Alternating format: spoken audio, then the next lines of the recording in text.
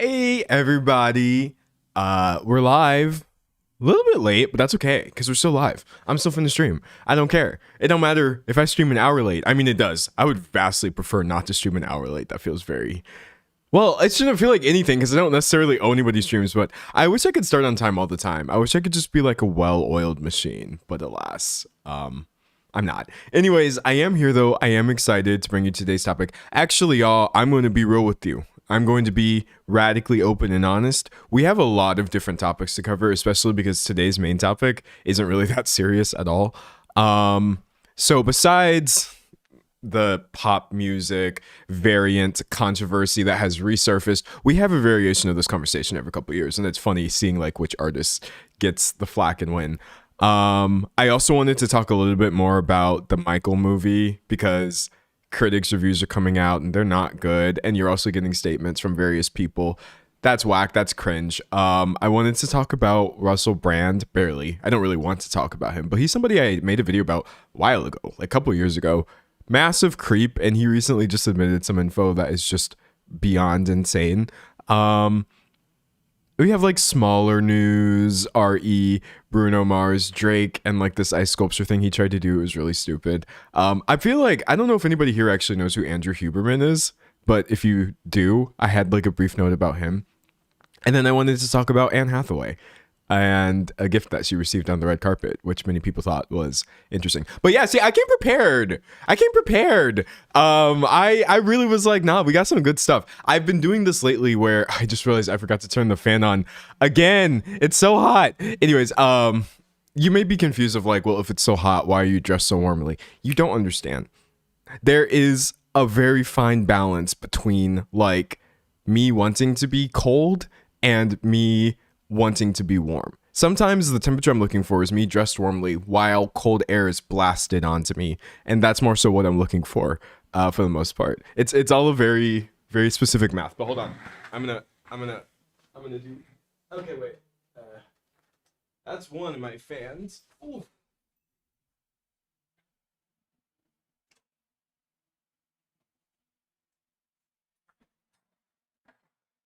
All right. We're so back. We've literally never been more back.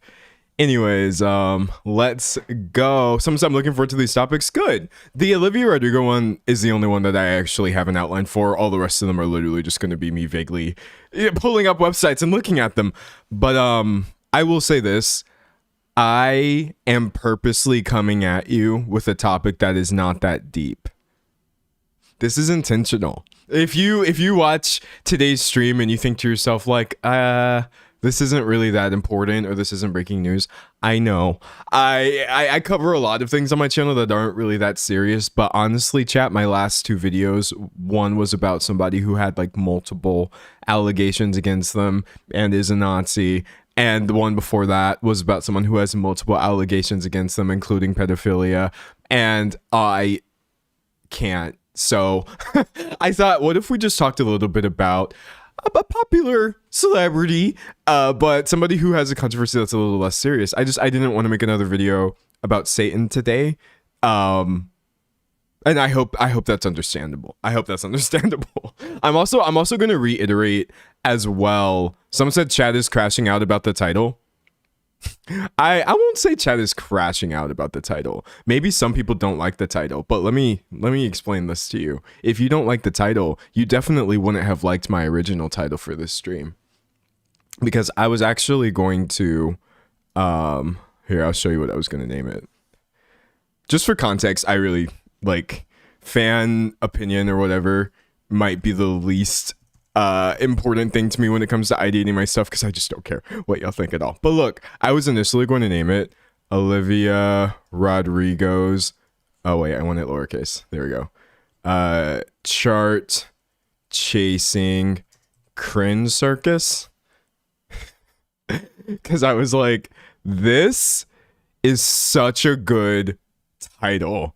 This is such a good title. I know that there's a certain kind of person who, before they even hear what I'm going to say, is just going to immediately get mad at me and downvote and all this. But I'm just like, no, this is a great title. And honestly, chat, I may use it for the video. We'll see. We shall see. I was like, I'm gonna go with something a little more neutral. Yes, objectively, Olivia Rodrigo does want you to purchase 10 versions of her new single. That's not a lie. I'm not making it up. That doesn't mean she's Satan, right? That's certainly not the point of my content. But yeah, no, if you hate the title of this stream, you're really gonna hate the title of tomorrow's video.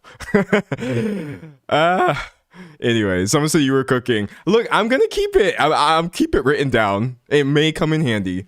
I really do think too, like, maybe not y'all specifically, because I never feel like y'all are like mad at me for talking about things, but people who are like hardcore 10 toes down, like, don't you ever criticize or even discuss anything about my fave, they don't seem to understand that, like, you can totally still like somebody while not liking something that they did. Like, I don't think Olivia Rodrigo's activism, which is amazing, or the amazing things she does with the money she makes, the education and resources she provides to the people who show up to her concerts, the people on her team, all of these things, her music, which I think is pretty good and has really interesting themes and all this, like, that doesn't go out the window just because I accurately point out that there is a bit of a mini controversy over her official account doing these weird streaming tactics, which we're going to get into. Also, one of the main points of my upcoming video is, like, she's not the only person doing this. No one is the only person doing this. Music is a machine. And I'm going to kind of talk about some other topics from before that are very reminiscent of this. But yeah, no, like, I don't hate Olivia Rodrigo just because I have one thing to say about her. I hate so few people, honestly. Reading. Someone said, I don't really understand where artists get the idea that fans, like normal everyday fans, can afford to buy more than one copy of the same song. It's not even about, I feel like it's not even about normal everyday fans. It's literally just about specifically singling the people who can and will support this. But anyways, I don't want to get too into it. Because for those of you who don't know, if this is your first stream, hi, welcome. Usually the first 30 minutes or so is just a yap session where I just talk about any and everything. And we'll get into the nitty gritty. I'll start recording around the 30-minute mark or so. But yeah, until then, let's go.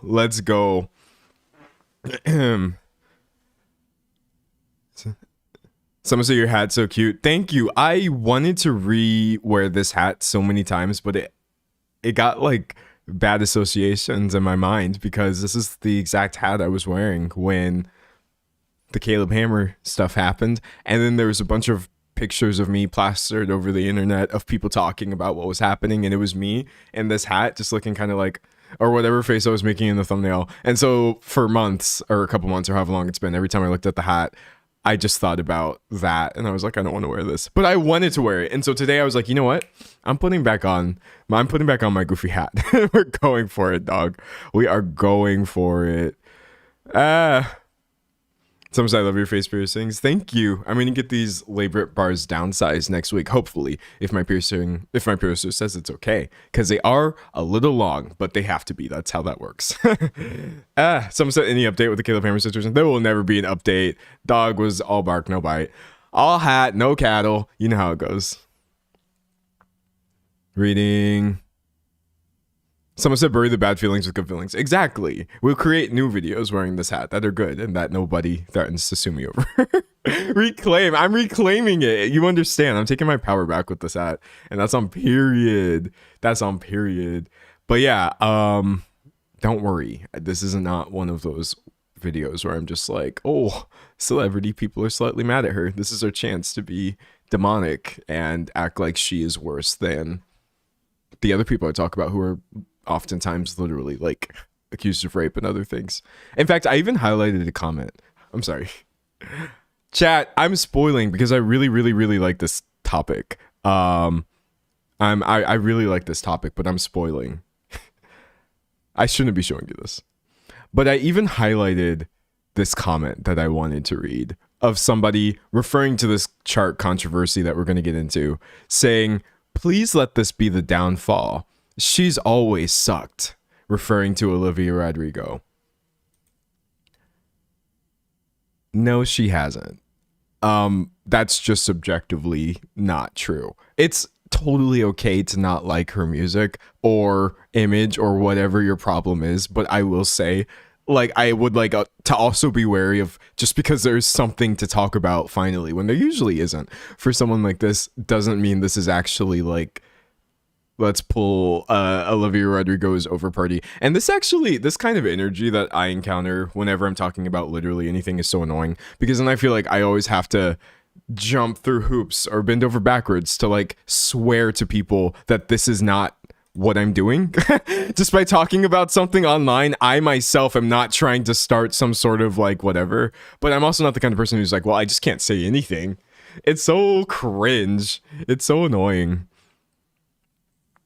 Someone said, low-key, I feel like haters are too obsessed as well, even though they try to act like they're different from the stance of the artist.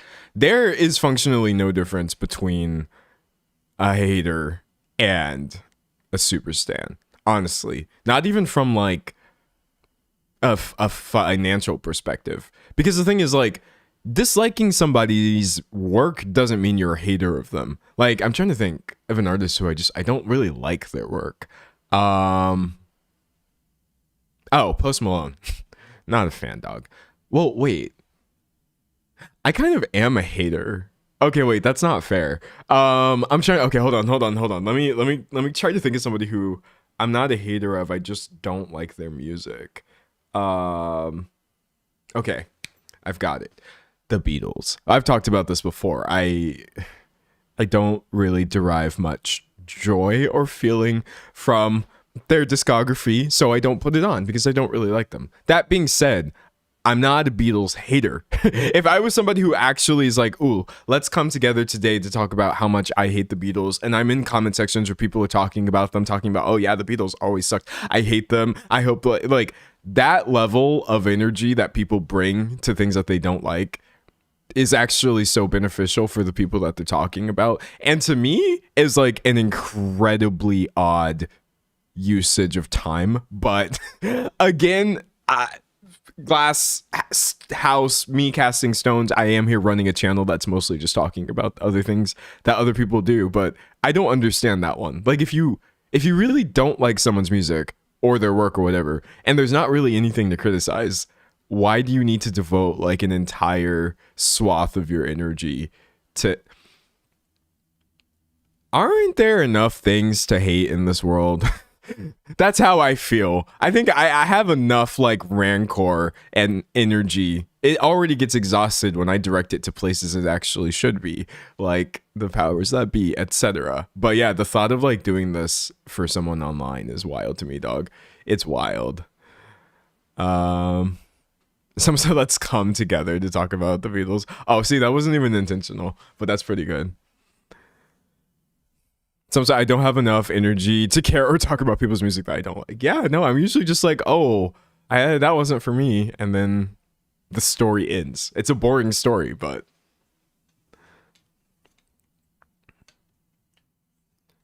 Reading chat. Someone said, what little projects are y'all working on? I'm crocheting a tapestry. A tapestry? That's dope. Yeah, what else are y'all doing? What am I working on? I don't know. I just do the same things I always do. Produce music, draw occasionally. I don't know, dog. I haven't been doing much, honestly. I've been working. Not that y'all aren't working, but I think that's where most of my energy has been going towards, like, this stream. And then in my spare time, I still do things related to this as well a little bit. But I have been reading. I just finished a book recently called The Just City by Joe Walton. That was an interesting one. I had a lot of mixed feelings about it, but I'm glad I read it because it was unique as far as fantasy novels go. Someone said making breakfast late to work. Oh, you better get it in gear. You better go, go, go, go. Someone said I'm trying to be a seamstress like my grandma. Yeah, that's fire. You can do it. I think people who like create anything in any form are just so cool, honestly. They really, really are. Someone said my Spanish project, but YouTube presentation style. Nice. When I was in school, a long time ago, we got asked to do a presentation about, I don't know, some artist, pick an artist, make a presentation, but everyone did a PowerPoint and you were just supposed to submit it as an online class. And I was like, I'm going to make a video. So I literally did what I would do for YouTube. I wrote a script. I sat down in front of camera and I'm like, okay, we're going to talk about Claude Monet, showing his pictures and stuff. It was pretty bad probably because I was a teenager, but I swear to God, my professor literally thought that I was Jesus. They were like, it sounds like I'm lying, but this is mostly just because your average human doesn't know how to make a video or write a script. They were literally like, I have never received a submission that was this good. Because I think that is kind of interesting if you're like, hey, presentation, and I send you an MP4 file that is like a 5-minute documentary about the thing that you asked me about, which for me was like easy. But yeah, I did flex my video editing skills when I was in school because it can get you pretty far. Your professors will literally think that you are like the chosen one. Someone said, I love Monet. Me too. Someone said humble brag. Oh, I brag. I hella brag about that one. I was like, yes, be impressed with me. I know how to use Adobe Premiere, which is unfortunate because that's maybe the worst editing software. And yet here I am all these years later. Someone said, yeah, someone that has to grade high school essays, anything a bit different is godly. Yeah, I would imagine, for real. Someone said humble brag king. Honestly, though, sometimes I just be bragging and there's no humility. I just be the brag king, honestly. I'm just like, what I did was dope. And I recognize that.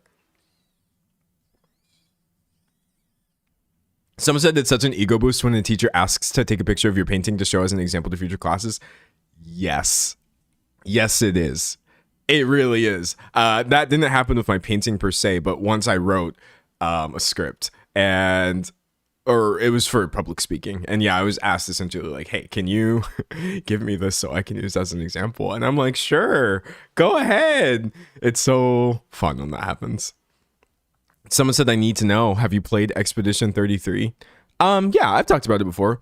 I think I always give the same answer, which was that the music, the animation, the combat system, especially the music, dog, and all of the various mechanics are really great. Actually, among some of the best that I've ever seen in a game.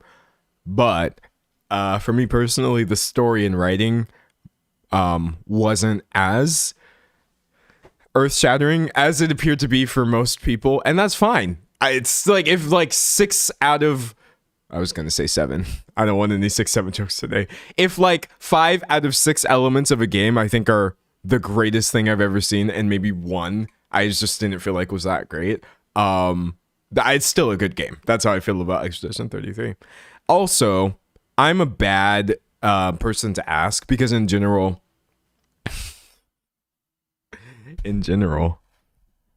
I think that video games, wait, someone said Violet Pony. Oh, we can talk about her in a second.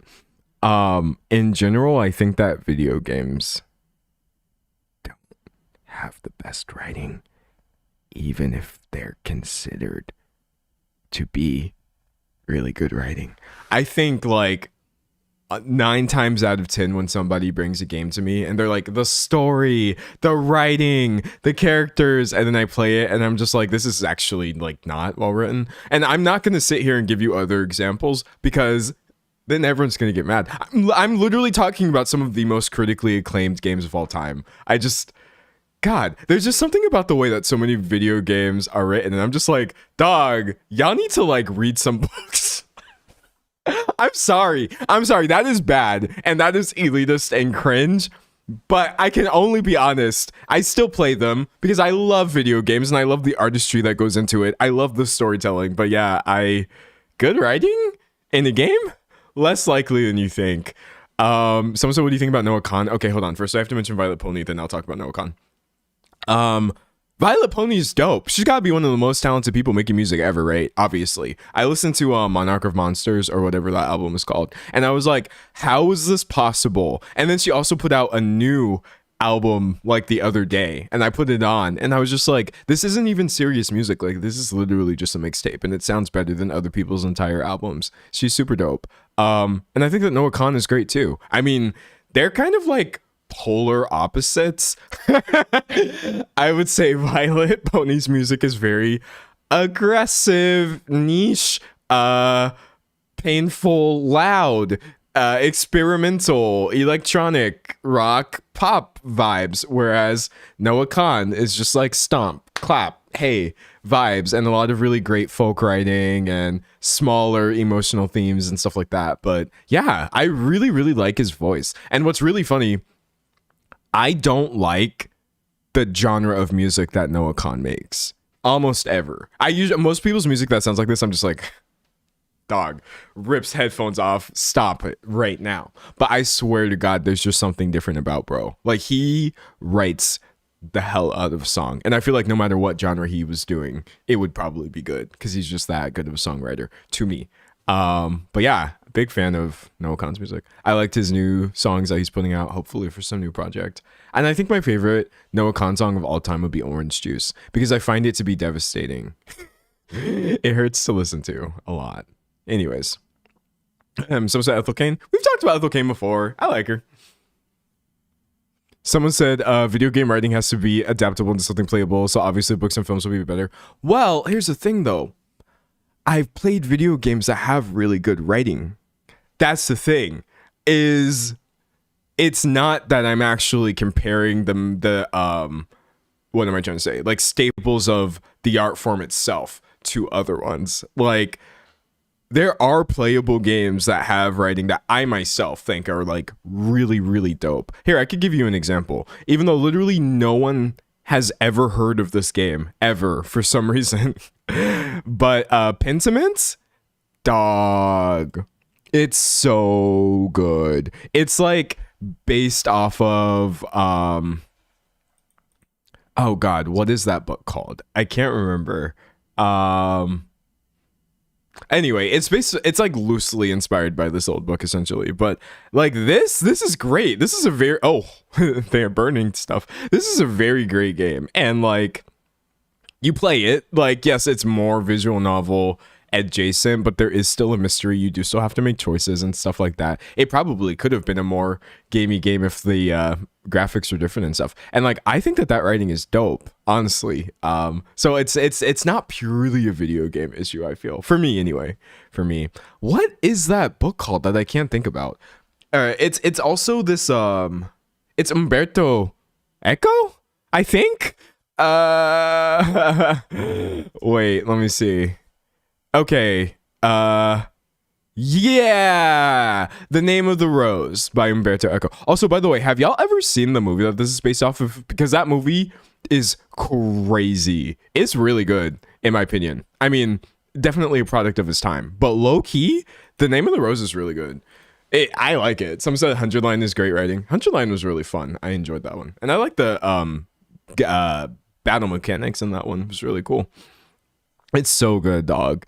But yeah, like, I'm not a game hater or a hater of people who write for games. Maybe I don't like a specific style of writing. Oh, wait. In fact, I think I can give y'all an example of what I'm talking about. Hold on. Look. I'm going to find this for y'all right now. Okay. If Mario was AAA. Okay. This uploaded by Sexual Omo Chow on YouTube. Thank you for that. That's a great username. This is kind of an example of what happens with video games to me sometimes, that like I literally I can't. I really can't. Volume master. We're probably gonna have to bump this up by like maybe 200 or something. Also, I'm gonna have to change my PC audio settings to make sure that I myself can hear it, because outputting audio is fine, but if I'm not monitoring it, it will not come through my headphones. Okay, great.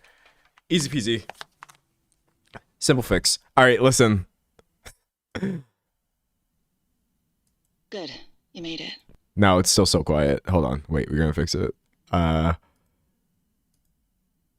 So, I mean, you all know what Mario is, right? There's very little talking in these games, especially very little voice acting, but I guess the gag here is like, what if Mario was a AAA game? Like a really big one that is, you get it. I'm just gonna press play. You may have to turn it up.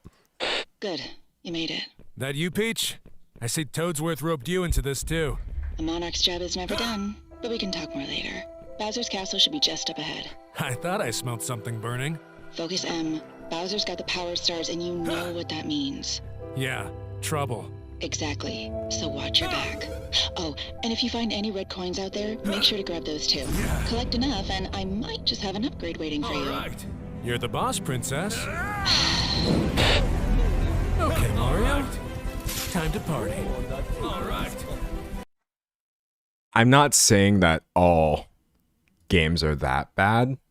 I'm just saying games have a tendency to slip into the specific mode, which I find very hard to sit through. That's all I'm saying. But anyways, okay, Mario, time to party. It's okay, though. It's okay. I feel the same way about movies. There's some movies that are written this way, and I'm just like, this isn't how people talk.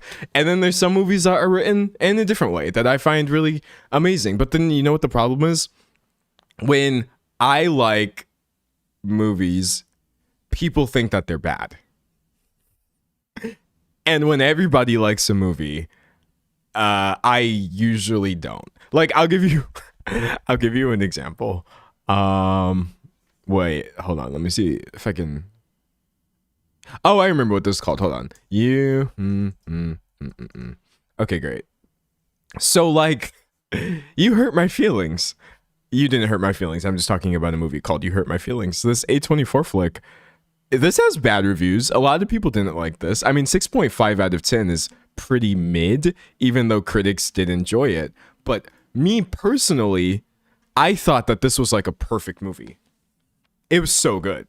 It was so like slow, boring, and frustrating. And I was just like, yeah, that's cinema, baby. But then I watched something that is maybe more popular and exciting, and I'm just like, it's not hitting for me. So I'm not a good person to ask.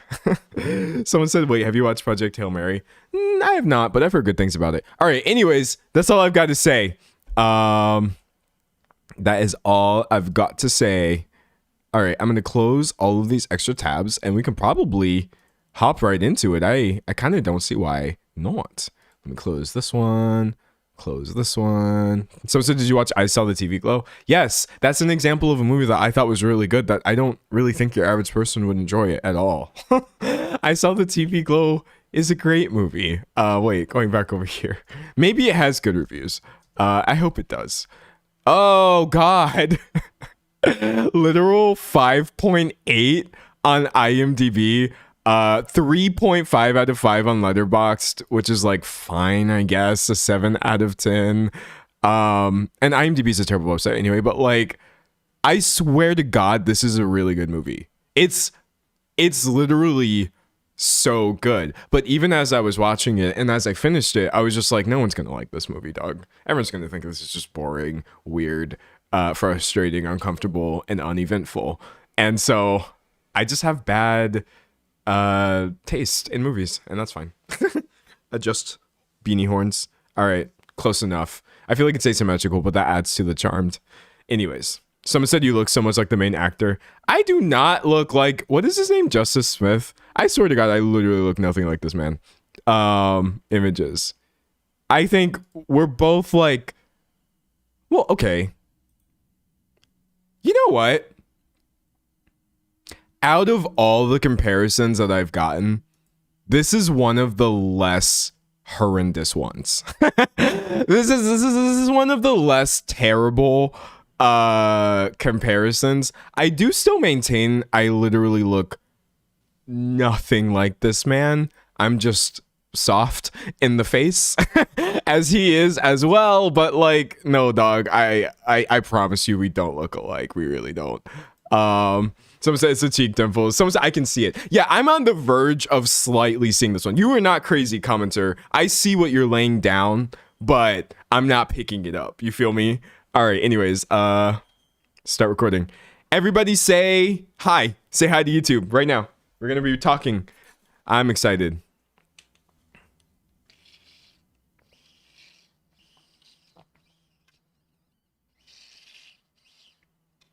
Trying to drink more water. Whew.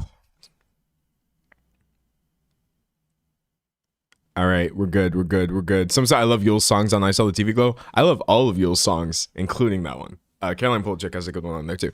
Anyways, so Olivia Rodrigo wants you to purchase 10 different versions of her new song, Drop Dead, which is obviously causing a bit of consternation online. And I thought it would be fun to look at what she's saying, what people are saying, and this sort of broader history of chart manipulation, cringe sales tactics, and like basically begging and pleading that you see all across the music industry because I'm tired, boss.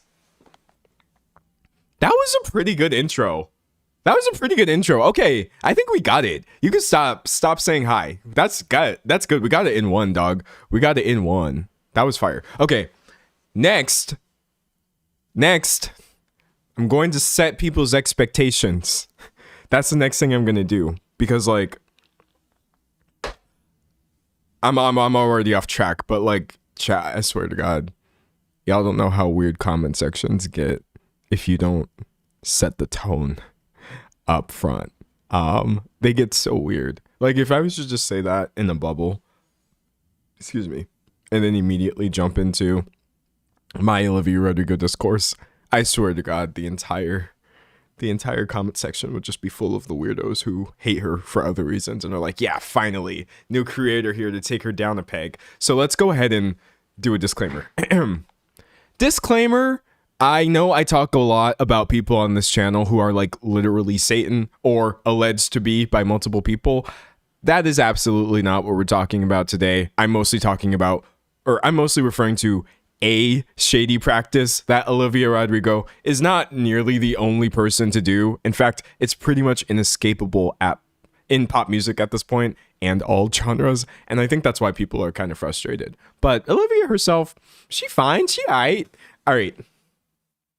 There we go. That's good. Hopefully people hear that and then they engage their brain and they don't think it's okay. But you know, at the same time, like I cannot spend all of my energy like trying to anticipate, you know, never upsetting anyone ever, because that's also not productive. It grinds everything to a halt and it's not realistic either. Truly, truly not. All right. So I don't think you need to tell me who Olivia Rodrigo is, but you know what? You may. She's a singer, songwriter. At 23, she's gearing up to release her third album. You look... wait, it's a long title. I don't want to mess it up. You look pretty sad for... You seem pretty sad for a Girl So In Love. Okay. Her third album, You Seem Pretty Sad for a Girl So In Love. And so, of course, people are excited for her big comeback. What people are a little less excited about are some of the tactics being employed by her official fan account. Now, one thing I have to make clear. I'm trying to decide how to word this. This account is separate from Olivia Rodrigo's main account, but this is her team, like confirmed. At Livy's HQ, Livy's being Olivia's fan base, is the official platform. Oh my God, why is Twitter trying to get me to verify my whack bogus Twitter account that I made for a video one time? I would rather, to borrow the words of Olivia Rodrigo, I would rather drop dead than pay money to be on Twitter. But anyways, I'm just gonna X out of that. This is her team. I'm not just pulling this from like a random excited stan. This is direct to consumer instruction that we're about to get here. Someone said they do that by default. You know what they should do by default? Delete the entire website. So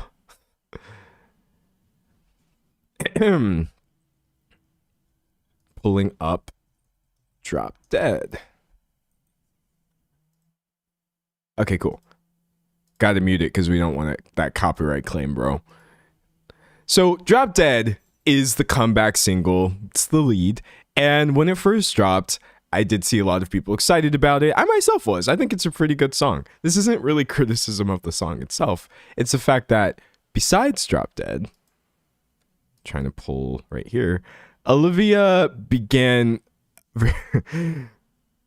trying to get her fans to buy every single version of Drop Dead that is currently available on iTunes. Livy's account posting, we'd like to know, have you downloaded all the versions of Drop Dead on iTunes? Tag us in your checklist. And I want to make it really clear, when I say versions, we're not talking about remixes, reimaginings. It's just the same song put under slight alterations, if that. So the variants that you're being encouraged to purchase are, scrolling down a little bit. Someone said comeback, she's been cooking. Wait, what? Are you mad at me using the word comeback? Or am I misunderstanding your comment? Chatter, the average, I'm going to be honest, the average person online has no idea what Olivia Rodrigo has been up to for the past few months. I know I don't, which is why I refer to it as a comeback. Like, didn't her album come out literally like a couple years ago, if I'm not mistaken? Hold on. Well, it was called Guts, right? Yeah, that was like 3.5 years ago. I'm calling it a comeback because like she hasn't put out any albums in that time. I'm not being shady, dog. We are not here to be shady. If I have something bad to say about Olivia, I would say it outright. In fact, I'm gonna say it. I'm gonna say it outright. This might actually help me a little bit. She needs to work on her live performance vocals, dog. I think that she's a great performer, and I like the voice is voicing for sure. But I also think, and this is not just her, she and a bunch of people for some reason write their songs in a way that does not translate to sounding good when they're performed live. And so anytime I'm actually excited to hear a live rendition of this music from somebody who has a really good and strong voice like Olivia Rodrigo, I click in and then they add a breath and then they pitchy. And then they can't stay on rhythm because they have like 50,000 syllables per verse, which is a very perverse, no joke intended, which is like a very common mode of songwriting nowadays. Very wordy, very diaristic. But yeah, no, like, I don't think she's perfect. I don't think she's a bad person either. Yeah, you're going to have to live with that a little bit. Someone said that Addison Coachella set was not it. It wasn't great, dog. It wasn't great. And I know I'm going to say, first of all, I would like to say too, I can't sing at all. So get me in a live performance and I'm going to sound like a dying cat because I don't even have talent. Actually, I don't even love the dying cat metaphor because that's so negative. I'm going to sound like me singing a song, which is probably worse than the sound of a cat in distress. But yeah, no, I'm just throwing that out there. Like, this is a safe space for me. Anyways, it's not for you. All right, let's see. Anyways, I'm cutting that out of the video. That is not important. That is not important. Someone said Hayley Williams does the wordy song so well on stage. Okay, wait, sorry. Sorry, we're here. We're already here. We're already here. We're already here, and I'm going to talk more about this. I think low key that more artists literally just need to bring down. Just bring it down. Down a couple of keys. Not even an entire octave. You can if you want. I literally think like the vast majority of the issues that I have when listening to artists do their live performances is literally just because they're trying to sing it in the same key as the studio version. And keys, like singing it really high sounds great in the studio version. It's pleasing to the ear. It's kind of, it's kind of how pop music works a lot of times. But I think like when you're on stage, I would rather you sing a lower version of the song that is easier for you to get out than like a crazy attempted pitch perfect rendition of the original. But like, that's just my opinion. That's just my opinion, dog. And again, like, it would be great if the internet could realize this doesn't mean I hate any one particular person. Anyways, moving on to the next thing. I got so distracted. Sorry, chat. So if you're wondering what these versions include. Right now, on iTunes, these are all purchases, by the way, that you can literally pay for. You can buy Drop Dead, the single itself, pretty standard fare. You can buy Drop Dead Sing-Along from the Drop Dead Sing-Along pack, which, from my understanding, is just another word for instrumental. This is the song without Olivia singing, so you could become your own pop star. Let's see what else we've got.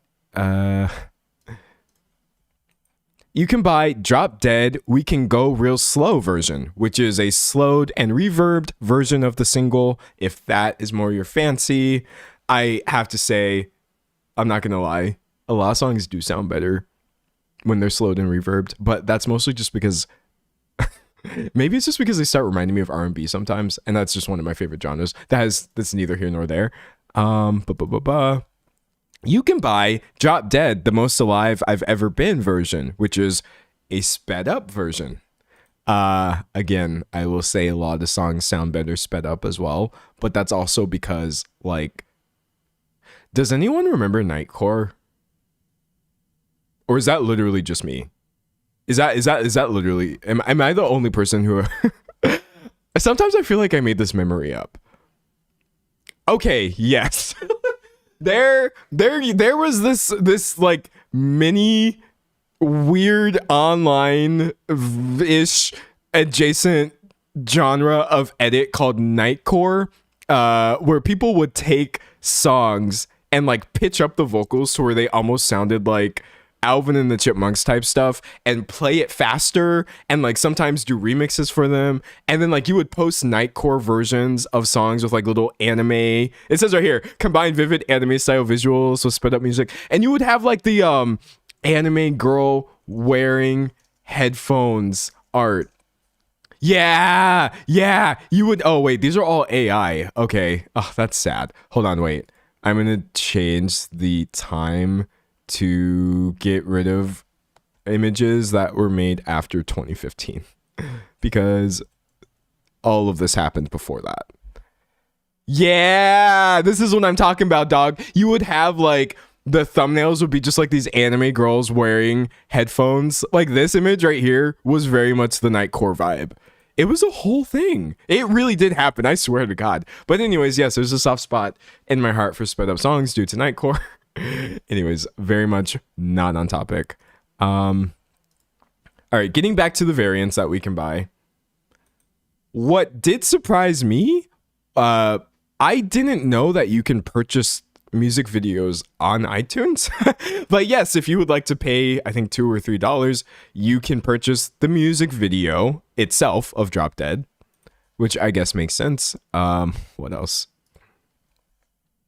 You can purchase the alternative music video, Drop Dead, I Stalked You on the Internet version, which is just, I don't know, different visuals. I'm still not done, by the way, chat. You can also purchase the Drop Dead sing-along video, which from my understanding is just the instrumental put to some visuals, which I guess makes sense. And of course, I mean, how could you forget about the Drop Dead lyric video available for purchase now? And my favorite, though, my absolute favorite out of all of these, the Drop Dead iTunes limited cover version, which is literally the exact same. Oh, wait, I deleted it. Hold on. Recently closed. Which is literally the exact same as the original, but it just has a different cover. There is functionally no difference between these purchases, but all of these can be yours and should be yours, according to Olivia. Let's see, going back to her checklist. Okay. According to her team, posting Drop Dead iTunes download checklist. So, zooming in. As you see, sing-along pack. Oh, sorry, I'm trying to move this out the way, chat. Sing-along pack, etc. All of these and more.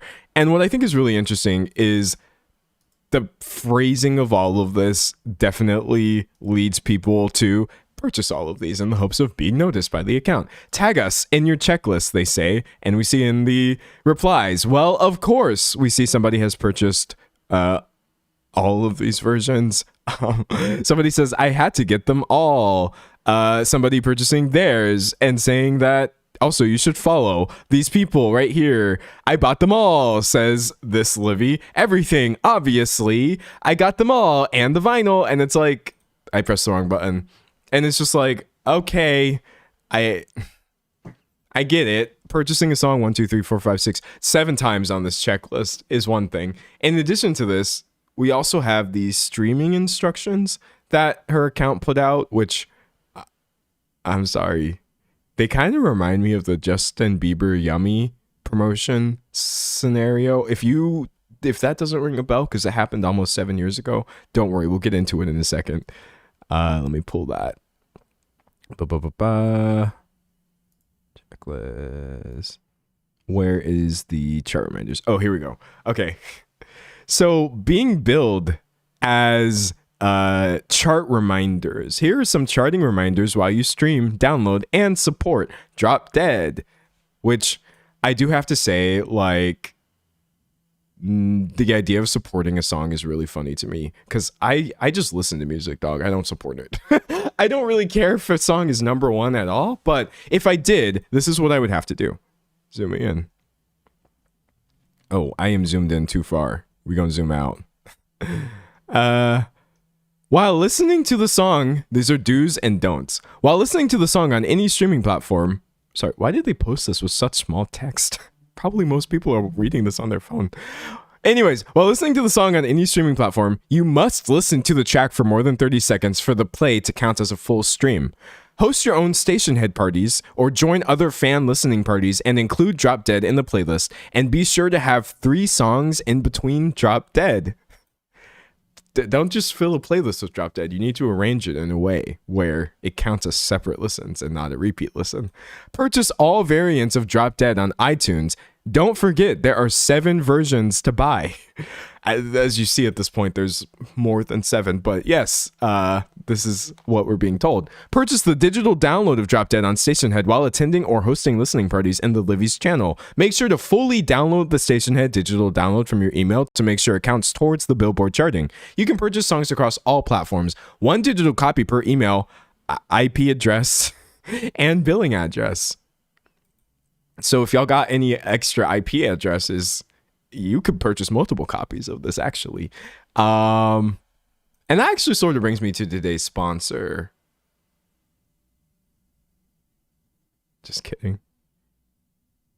Just kidding. Tell me that wouldn't be the cleanest transition into a Surfshark VPN sponsorship of all time. Sponsors literally always beg you to try to find a way to integrate the actual thing you're talking about into the story, which never works for me because I'm always talking about celebrity entertainment news. What does that have to do with like a VPN? But in this case, this would be a great time to tell you, if you've never heard of a VPN, let's get into Surfshark. But no, I don't think this video may be sponsored, but I'm not recording any ads right now. I swear, no one paid me for that. Anyways, tell me that wouldn't have been funny. It would have been slightly funny, if not kind of cringe for you all to sit there and sponsor right here. And you can purchase across all platforms. Keep in mind that only streams and purchases made in the US and Puerto Rico, I believe PR, will count towards the Billboard Hot 100s. Any streams or purchases made via VPN will not count. Watch the official and exclusive videos on Spotify and or Apple Music. And then, of course, we also have do nots, which is don't join a station head listening party without connecting your streaming application. And don't loop a single song repeatedly, as it may be flagged and excluded from official stream counts. Someone said off topic, but I hate the font. All right, look, I'm gonna digress a little bit, just a little bit, but like, I like the font because it is quirky and fits the aesthetic. But what I usually prefer is for there also to be an easier to read option. And if that sounds like incredibly specific, here's what I mean by that. Like, you ever been on Netflix, for example? A lot of times Netflix will show you like the logo of a movie instead of the actual title of the movie. Here, I'm going to show you right here. Let's see if I can just find like a screenshot. Netflix homepage screenshot. Images. What the hell? Okay. Take two. Okay. Oh, yay. Easy peasy. Okay. This is what I'm talking about. This is literally what I'm talking about right here. Okay. A lot of times, this is an ad, or this is their movie Devil in Ohio. They won't put the actual text of the film anywhere on screen. They only put the snazzy version with the fancy font. And honest to God, I cannot always read that. I really can't. It's not just because like I do have vision issues, by the way, but like they are corrected and correctable with glasses. But sometimes I just don't find things like this to be very accessible. But that's more of like a general graphic design trend issue that doesn't have anything to do with Olivia Rodrigo in this case. And I like the font. It's quirky, but you feel me. All right. Getting back to where I was. We're so lost at this point. Hold on. No, we're not. We're so here. All right, so the top reply to this, by the way, is why is it giving? And then we have a bunch of pictures here of Justin Bieber. Now, if you weren't here for that particular time on the pop culture internet, I'm going to be honest, you missed something really good. Let's see. Pulling. Many a moon ago, I'm talking in 2020. Oh, so that was 6 years ago, not 7 years ago. Over 6 years ago, Justin Bieber, in a now deleted Instagram post, posted guide for fans on how his single Yummy could get to #1. This was honestly one of the funniest things that happened. Oh, wait, are y'all saying stream is lagging? Someone said hilarious because you went with the metal band logo font. Oh, wait, that's true, though. Hold on, wait. If it's lagging, just refresh the stream and you'll be fine. Don't worry. Or I hope you'll be fine. Let's see.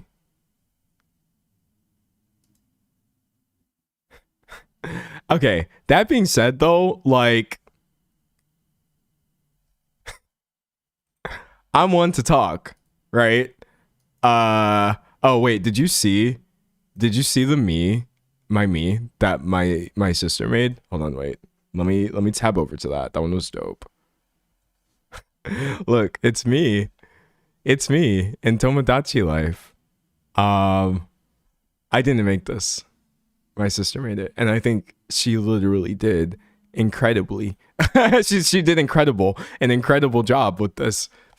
It looks so much like me. She even like, you have to go in and do like special you have to like draw on any sort of peripheral, so she added like the earrings and the piercings and stuff, and I was like, oh, and she picked that outfit for me, I think, or she might have even had a different outfit after the fact, and she's like, yeah, I saw this one and I thought about you, and I took a screenshot of this to show all of you, and then I forgot until I opened my OneDrive just now. But anyways, what I was actually trying to show you is like, I do have to acknowledge that I also use completely unreadable fonts in literally all of my thumbnails and also my channel banner. You may have noticed that when you see my thumbnails and you're like, what is going on?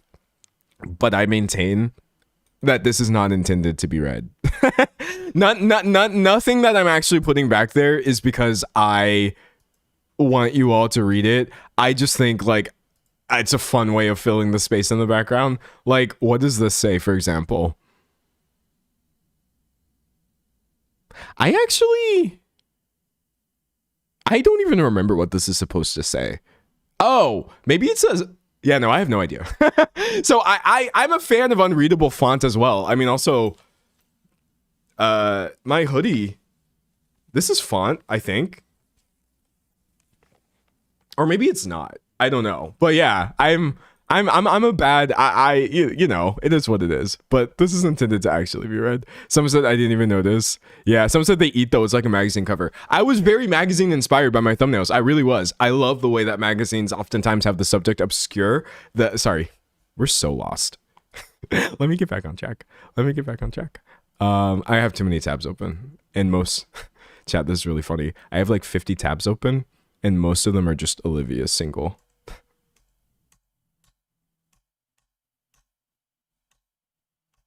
Okay, we're finally getting back to life, back to reality. Pulling up Justin.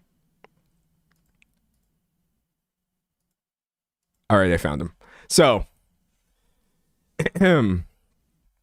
he posted this guide made by a fan, but posted on his official Instagram account, called "How to Get Yummy," his single at that time, his comeback single, to #1.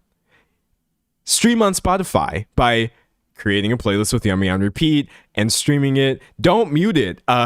We got the amazing text: play at a low volume, let it play while you sleep. If you're not from the US, you can download a VPN app, even though this says VNP app. Set the VPN to US and then create a Spotify account. He was also telling his fans to buy it on iTunes, buy the song multiple times on Justin's website. Very cringe, I'm not gonna lie to you.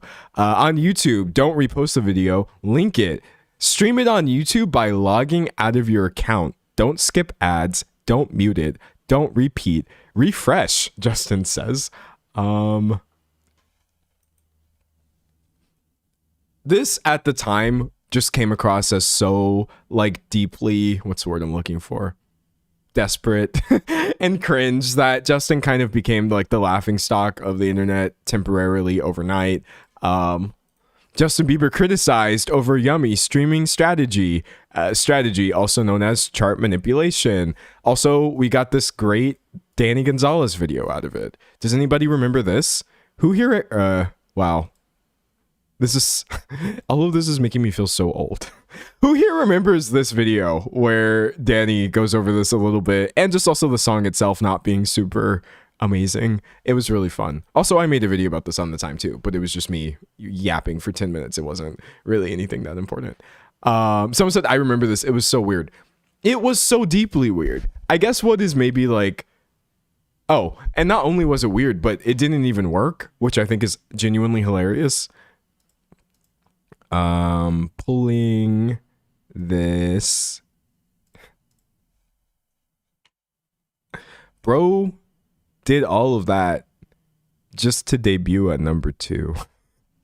Roddy Ricch's The Box beats Justin Bieber's new song Yummy to #1 on Billboard Hot 100. So Justin was like, please stream my song while you're sleeping, refresh it after every single YouTube video play, and it didn't work.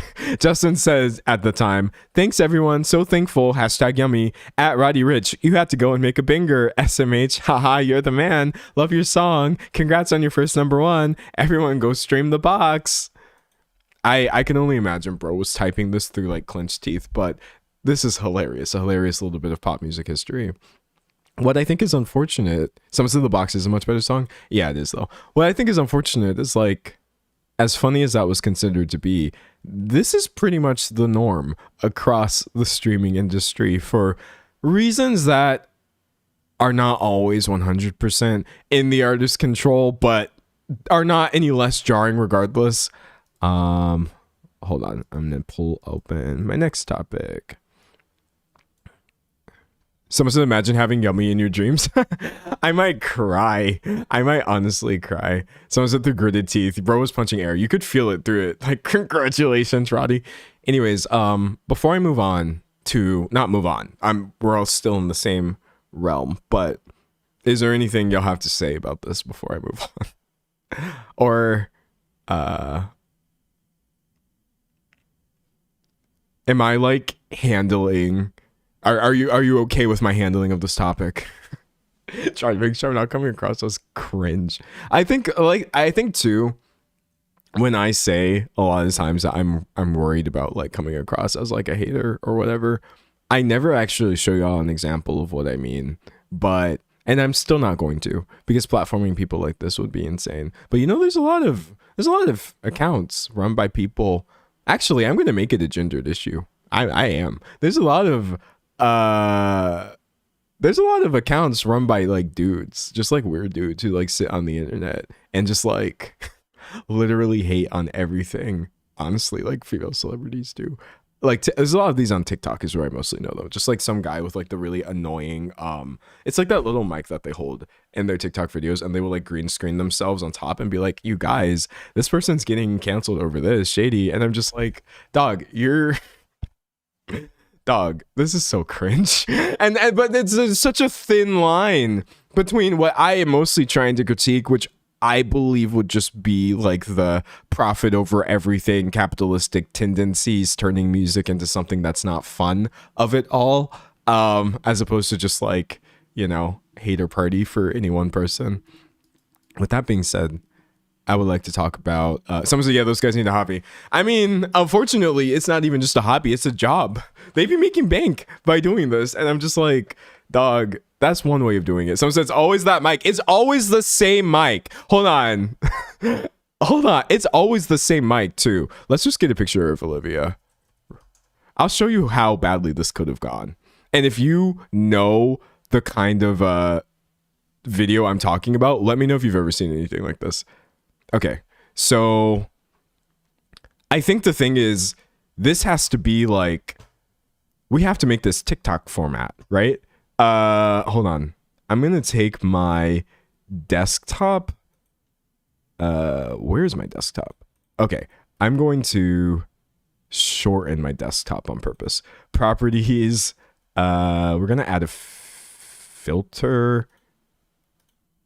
Filters. Okay, I'm gonna add the crop effect, and I'm gonna take off, I think, like 1920. It's 1920, and I want to leave. Yeah, I'm gonna try taking off 700 on each side. Left 700, right 700. There we go. Okay, there we go. That's a TikTok. Okay, great. And I'm gonna move this over here, like in the middle of the screen. Okay, great. And I'm gonna move me over. Here we go. And then I would also have to crop myself as well. Hold on. iPhone, filters, crop. How much do I want to crop this actually? I'll do like 700 from the right. No, wait, that's the wrong way. I want to crop it from the left. Okay, there we go. That's good enough. And then I just put myself over here. Yeah. Okay, great. This works. And can we center Olivia a little more? That's better. And then I grab my microphone. I'm going to use this chapstick. Oh, I'm so off center. We'll revert everything afterwards. I'm going to use this chapstick as my microphone. And then you got to put like the really, really big text on the screen as well, right? Can we just use Notepad for that? Hold on. I'm going to say Olivia in trouble. Okay, great. Because they put like the biggest text on their stuff ever. And you know what? I don't even care that it's covering her face.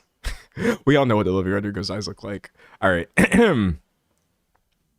Oh my God, you guys. Did you see the backlash that Olivia Rodrigo is getting right now for her streaming flop controversy? For some reason, she decided to come back with her new album, You Seem Pretty Sad for a Girl So in Love. Things are going well until her official Stan account posted this honestly embarrassing series of posts encouraging her followers to purchase all 10 versions of her new single, Hello. And then what you really got to do is you got to start comparing women for no reason. You got to start comparing women for no reason. My favorite artist, who I don't know. Well, we'll just pick someone who doesn't make any sense to compare. Oh, Addison Rae, because they're literally friends in real life. But I'm gonna start comparing them. My favorite artist, Addison Rae, would never do this, which really just proves I had the right person in my playlist. But yeah, what about you? Were you going to purchase all 10 versions of Olivia's album, or like me, all 0? And then, hold on, I gotta fix all the crop and weird stuff I did. Okay, hold on. Fixed. And then, what is so cringe is the whole comment section. The entire comment section is just gonna be people like, I hate her. Yeah, I hate her. Olivia sucks. I've always hated her. Finally, a valid reason to hate Olivia Rodrigo. Like, I swear to God, there's so much of this content online. There's literally there's an unbelievable amount of this content online where you just sit around like a vulture just waiting, and you're just like, swoop, time to stoke the fires. And you know what the craziest thing is? Literally, the craziest thing is the people making this content literally they usually don't even care about the person they're talking about. If I'm being honest, don't ask me how I know, but I do know that the people making these videos don't actually hate Olivia Rodrigo. They just know it's like just enough rage bait to either anger her fans and get a comment section full of that, or engage her haters and get a comment section full of that, or people arguing within that comment section, and then your video blows up and no one even remembers who you are because you're just a little tiny face in the corner saying snarky things and purposely encouraging this sort of commentary. And someone said this is why we hate her. Yeah, literally that's what the comment sections look like. And I swear to God, it keeps me up at night because it's so easy to do that. It's so lucrative to do that. You can make so much money doing that. You could blow up a channel. I swear to God, you could start one right now. Q2 just started at the beginning of April. You could get a channel off the ground by Q4. I swear to God, if you just start doing this every single day, you probably have more than 100,000 subscribers. And it makes me feel bad. Someone said they usually compare a pop singer with an alt singer. Yeah, that is always like the comparisons never make sense for sure. It really doesn't. Someone says they'll say my fave Addison in one video and then the next they'll expose her. Y'all understand what I'm talking about. Thank you. Sometimes I feel like I sound like, I don't know, I don't want to use the word crazy, but but I swear these things really do exist. They really, really do. Anyways, sometimes imagine making money out of pitting people that don't know you against each other. It is genuine. A bag is a bag, I guess, but there are certainly other ways that's slightly more productive. So my favorite artist, Ashley Tisdale, whatever. I knew her vibes felt off. Yeah, my brain just died watching this. Yeah, and I'm very sorry to everyone that we got TikTok commentary D'Angelo, but you know what? I'm going to save that preset. I'm going to make a new scene where everything is cropped, and I'm going to save that. And now anytime I want to go into TikTok commentary D'Angelo, I'll just hit a button and pull out my microphone and start talking, because I think that would be really funny. Also, y'all forgot about my other one that I have. We still got free speech D'Angelo. He never went nowhere, y'all. And he is here today to tell you, but now we're kind of mixing metaphors, because I'm going to be honest, I don't believe anybody who makes content like that actually could name an Olivia Rodrigo song, even if they were held at gunpoint. But there's so many different ways to do content on the internet. And they're all being canceled except for conservatives. So never forget that. Anyways, someone said evil D'Angelo segment. See, there are multiple evil D'Angelos that are emerging on my stream in real time. It's happening. We've got conservative commentator D'Angelo. We have TikTok drama D'Angelo. Who will be next? You never know. You never know. Someone said, what is a kilometer? It's the measurement of how they're trying to steal our jobs. All right, anyways. So bad. Terrible. That being said, I am going to bring up another artist. Let's talk about Taylor Swift. Let's talk about Taylor Swift. This is literally not to compare. I'm just bringing this up as part of my larger point. If you suspected that I might talk about Taylor Swift in this video, yes, it's happening. Why? Because she's the most famous musician currently active, and she gives us a lot of material. I think like the multiple versions of one song is something that rubs people the wrong way. It also kind of plays into this idea of variance in general for your albums. I think I don't need to reheat the Taylor Swift releases hella variants of her album Discourse at this point, because chat, everybody releases different variants of their albums at this point. But I will say this, things like spreading your bonus tracks across multiple variants to where if you actually want to hear the entirety of the work released or put out for this album cycle, you would have to purchase 4 different vinyl records. It says right here, each I can't spell, sorry. Each double vinyl LP includes unique artwork, a 24-page book-bound jacket with photos and handwritten lyrics, and a different bonus track. So if you are a big enough Swiftie to where you would like to hear the manuscript, the Black Dog, the Bolter, and the Albatross, along with the other tracks that Taylor put out, you would have to buy 4 of these vinyls. I feel like it's tactics like that are like very obviously playing into, honestly, like fandom. There's nothing wrong with wanting to hear multiple songs, but I think making it to where people have to buy your stuff multiple times is just kind of cringe. Again, Taylor's absolutely not the only person who does this. Another thing, for example, would be and I'm gonna be honest, this was actually kind of smart.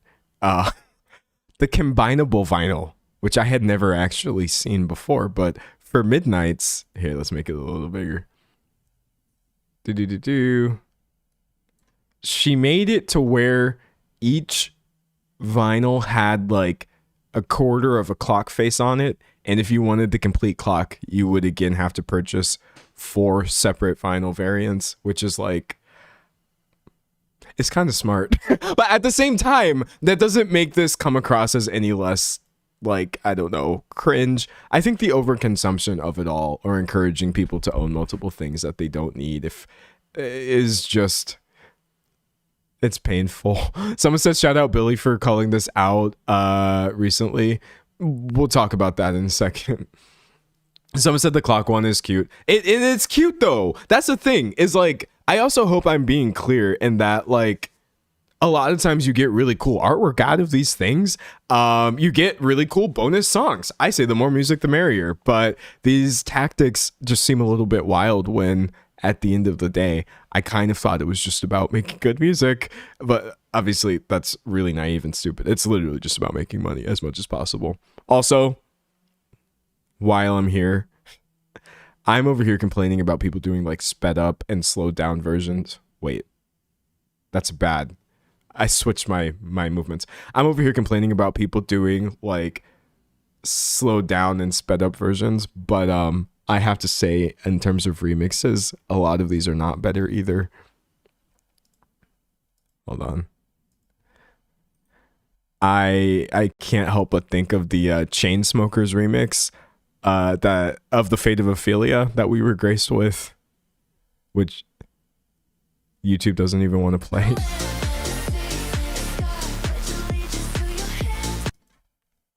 Not always great. Not always great work coming out of the I released a remix of my song so we can boost it on streaming. Again, though, I am also just kind of somewhat of a Chainsmokers hater, but one in that I actually do like their music. I feel like they have greatness in them. They just consistently refuse to engage with it, and it makes me sad. Anyways, and somebody in chat said, I missed your comment, but someone in chat said they literally all do this at this point. It's like a feature, essentially, not a bug, and it's not going to change until Billboard does something about this. I agree. In this very video, we've mentioned Olivia, we've mentioned Taylor, we've mentioned Justin Bieber. I would like to bring up another candidate.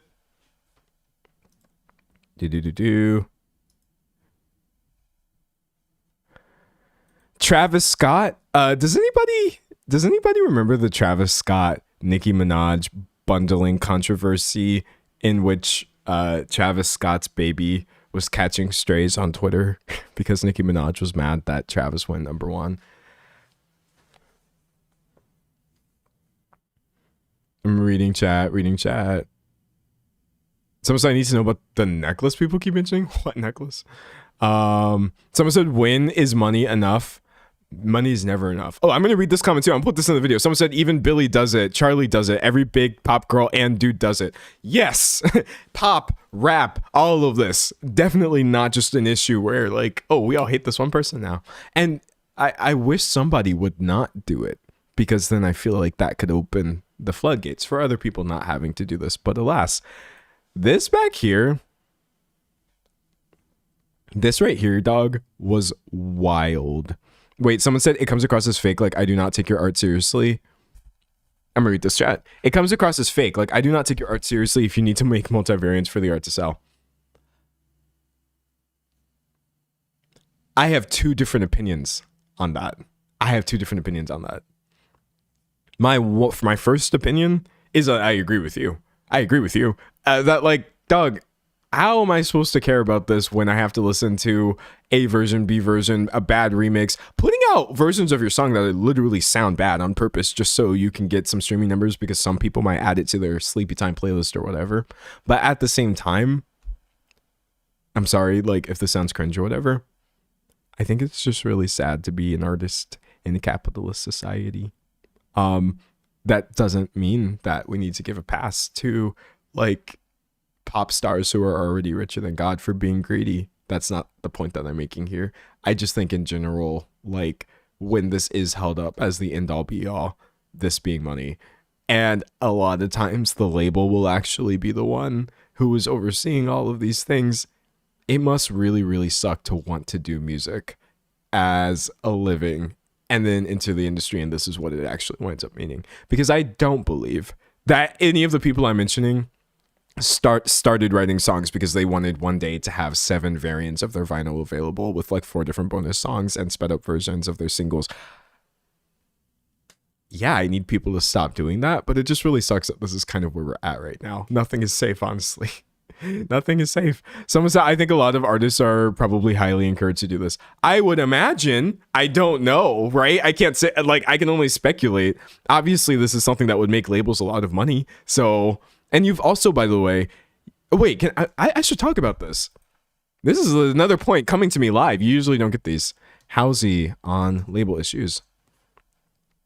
Let's see if I can find something about this real fast. Yeah. Well, that just disappeared on me. We'll pull this one right here. You get artists who do take their art very seriously, like Hathaway, for example, who I think is just so cool, and Grammy nominated singer punished by record label for poor sales, can't make an album right now. Dude, this sucks. This literally sucks. Hathaway is currently, this was a while ago. This was at the end of last year. Hathaway is currently in the doghouse with her record label Columbia Records. During an interview with Zane Lowe, the Bad at Love singer revealed that her label is not allowing her to put out any new music. I can't make an album right now. I'm not allowed to. She told Lowe, explaining, that's the reality because The Great Impersonator, her previous album, didn't perform the way they thought it was going to. She literally put like her life story into this album, dog. There was so much work put into this. I remember reviewing it and saying that like it wasn't even my style of music, and I still completely understood like how much of herself and the vulnerability that she was putting into this album. And because the numbers weren't numbering, now they're mad. And it says the 2024 album, which includes songs like Ego and Only Living Girl in LA, was her 5th studio album. However, her label was expecting album sales to mirror those of her 2020 double platinum album Manic. I can't do that every single time, she said. There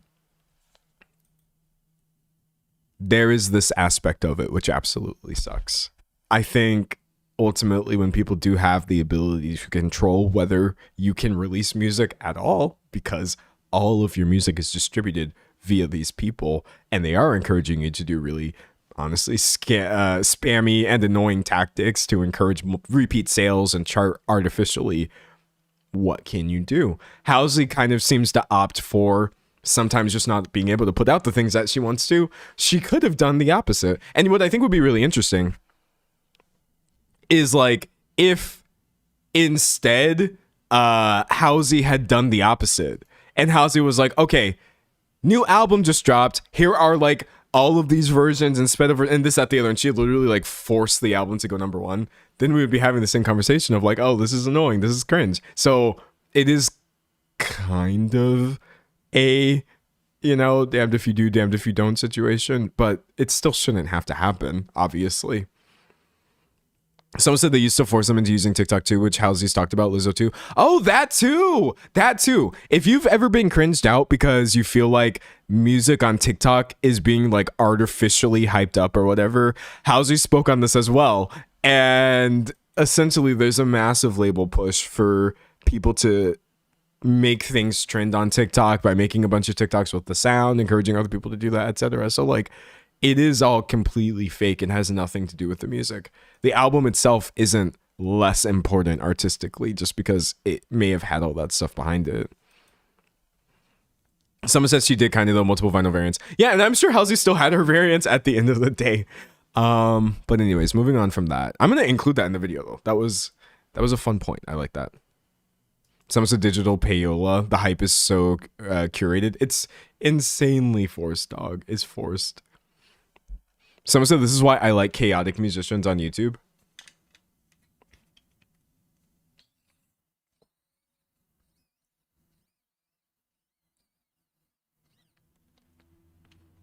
Someone said Billboard needs to do something that that's kind of the only solution. We're going to talk about Billboard right now, actually. So, next I'd like to talk about Travis Scott. As you see, it really doesn't end. This is old news, but it kind of talks about Billboard's culpability in all of this. Way back in 2018, actually, his album Astroworld went #1, meaning Nicki Minaj's album Queen went #2, and she was really upset about this. Sorry, I'm just thinking about how funny these tweets are. She said, I put my blood, sweat, and tears in writing a dope album only for Travis Scott to have Kylie Jenner post a tour pass telling people to come see her and Stormy. Lol, actually laughing. Hashtag Queen broke the record of being #1 in 86 countries. Thank Jesus and thank you to my fans. I will say Stormy being mentioned here is beyond hilarious because like Stormy age in 2018.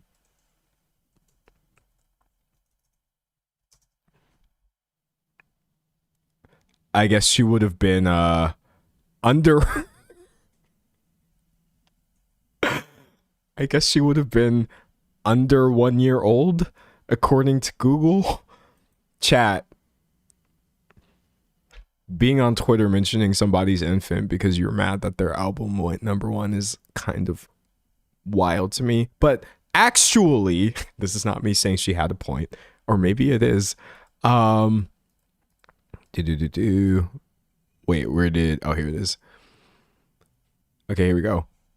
What she was getting at in this series of tweets is a thing that does happen. Spotify put Drake's face on every playlist, but told me they'd have to teach me a lesson for playing my music 10 minutes early on Queen Radio, even though they've been giving away my music for free for years, and I'm one of the top artists, etc. They reward the man who's had an Apple radio show the longest. At this point in 2018, Travis Scott was just one in a long list of people who were doing incredibly annoying, spammy things like bundling season pass sales where you buy early access to their concerts and then that counts as an album sale, or you purchase a shirt and then that actually counts as an album sale. DJ Khaled was also doing all this. Everybody was doing this at this point because it worked and it allowed you to chart and go #1. And Billboard actually temporarily did make a change. Billboard, this is back in 2020, announces new chart rules. No more merch and ticket bundles. They're changing the rules to its Billboard 200, Hot 100, and other album and song charts, right? So, we can't read the full story, but you can just take my word for it. Temporarily, for reasons unbeknownst to me, I guess they did try to even the playing field a little bit, but even this they have went back on. Pull this up. I think a lot of people know that. Hold on. Okay, there we go.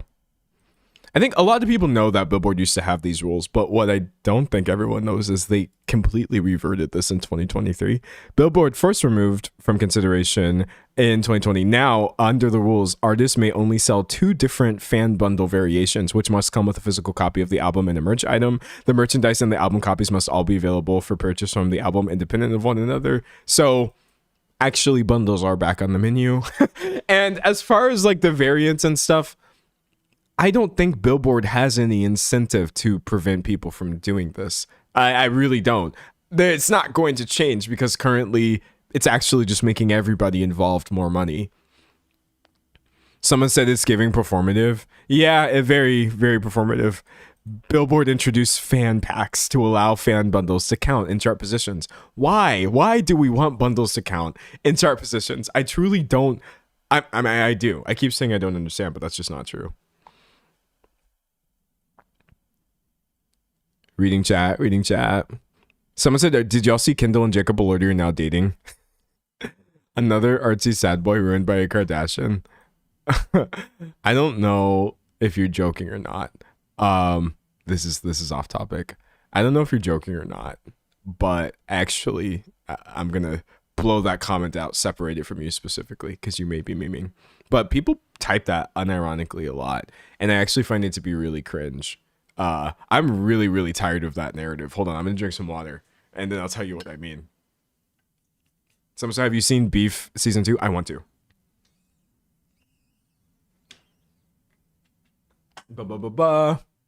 I've got like, this is like strawberry chapstick. I usually don't do like scented. I was gonna say flavored. I'm gonna knock it back on stream right now. I usually don't do like flavored or scented chapstick of any kind, but this was the only one I had available. Someone said that their dating is real. Yeah, they're dating. Sorry, give me a second, chat. I'm just trying to put on some chapstick. Okay, whatever. Maybe that helped or maybe it didn't. Actually, I'm gonna go look and make sure that actually did. Just stay right there. I'll be back.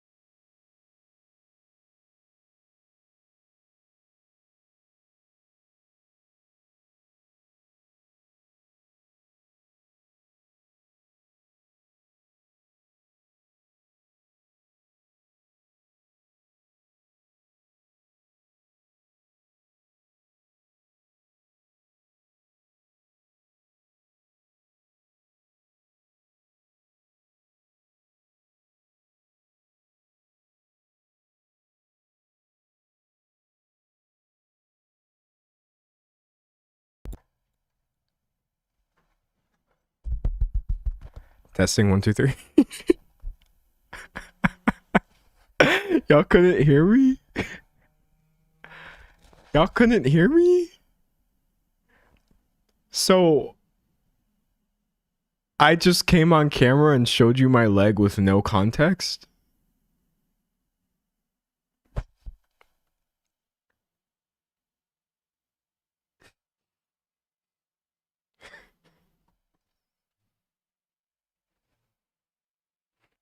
I just walked on camera and started disrobing, just started showing off my body, and you didn't hear anything. I didn't. Okay. There was audio. There was context for that. There really was. I was literally just trying to say, did you see my new leg tattoo? But I guess you didn't hear anything, and it was just a little odd. That's great. Yeah, while I was walking off, I still had my headphones around my neck, and so I yanked all of my equipment out of place, and and then I didn't realize to disconnect my audio. So when I came back and started talking, no one heard me. But now I know, and you learn and grow and change as a person. So somebody said we were flashed. You were not flashed. It's just a little leg. You ain't gonna die.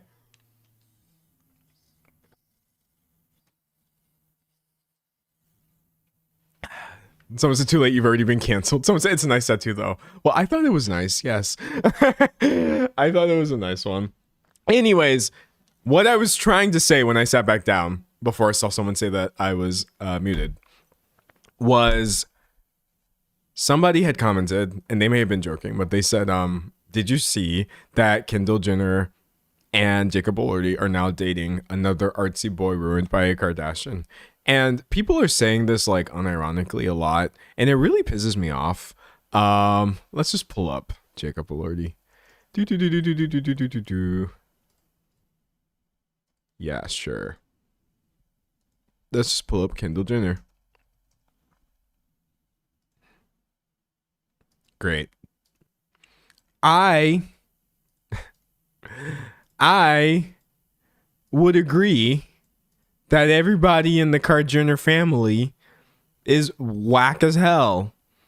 And what I think people seem to interpret this as is like, well, Jacob Elordi can't be whack. Look at, that was a really big zoom. That was a much bigger zoom than I thought it was going to be. This is my favorite Australian boy. He's sensitive. He's artistic, which it's really funny how people will assume this about men when they just like, I don't know how to read words. And then when these two people get together, all the comments are now somehow directed on her. And it's like, oh, well, you're ruining Jacob. And oh my gosh. This just means, chat. Actually, I'm going to give you a new phrase. Some of you may be familiar with this, some of you may not. Water seeks its own level. That's what I'm trying to say. Water seeks its own level. Okay, we'll pull this really scuffed looking artsy quote that somebody made probably in 1997. Water always seeks its own level, and if you get two bunches of waters together, at one point you're going to see that they're actually even. They're even. So I don't think it makes any type of sense to put the blame solely on the woman in this scenario. If the Jenner family is whack and Jacob Elordi is over here associating with them, then that means Jacob is whack. This is such a big zoom. I get skeeved out every time I click plus. It doesn't have anything specifically to do with Kendall being like a malicious person or whatever, even though there are other things to criticize. And I also still think like, it's totally. Someone said people said the same thing about Kim and that F1 driver. Yes, people say the same thing about who is she with right now? Louis. Sorry, I don't know. Kim Kardashian. Is Lewis Hamilton a person? Okay, yes. They say the same thing about Kim K and her man who is like a Formula One driver. They say the same thing, Kylie Timothy, about Kylie Jenner and Timothy Chalamet. And it's like, y'all's insistence on pinning all of your distaste for this relationship solely and squarely on the woman in the scenario is very interesting. Like, it's not even possible that a man could slightly just actually be into all of the problems that these people are perpetuating or the lifestyle that they're living, etc. No.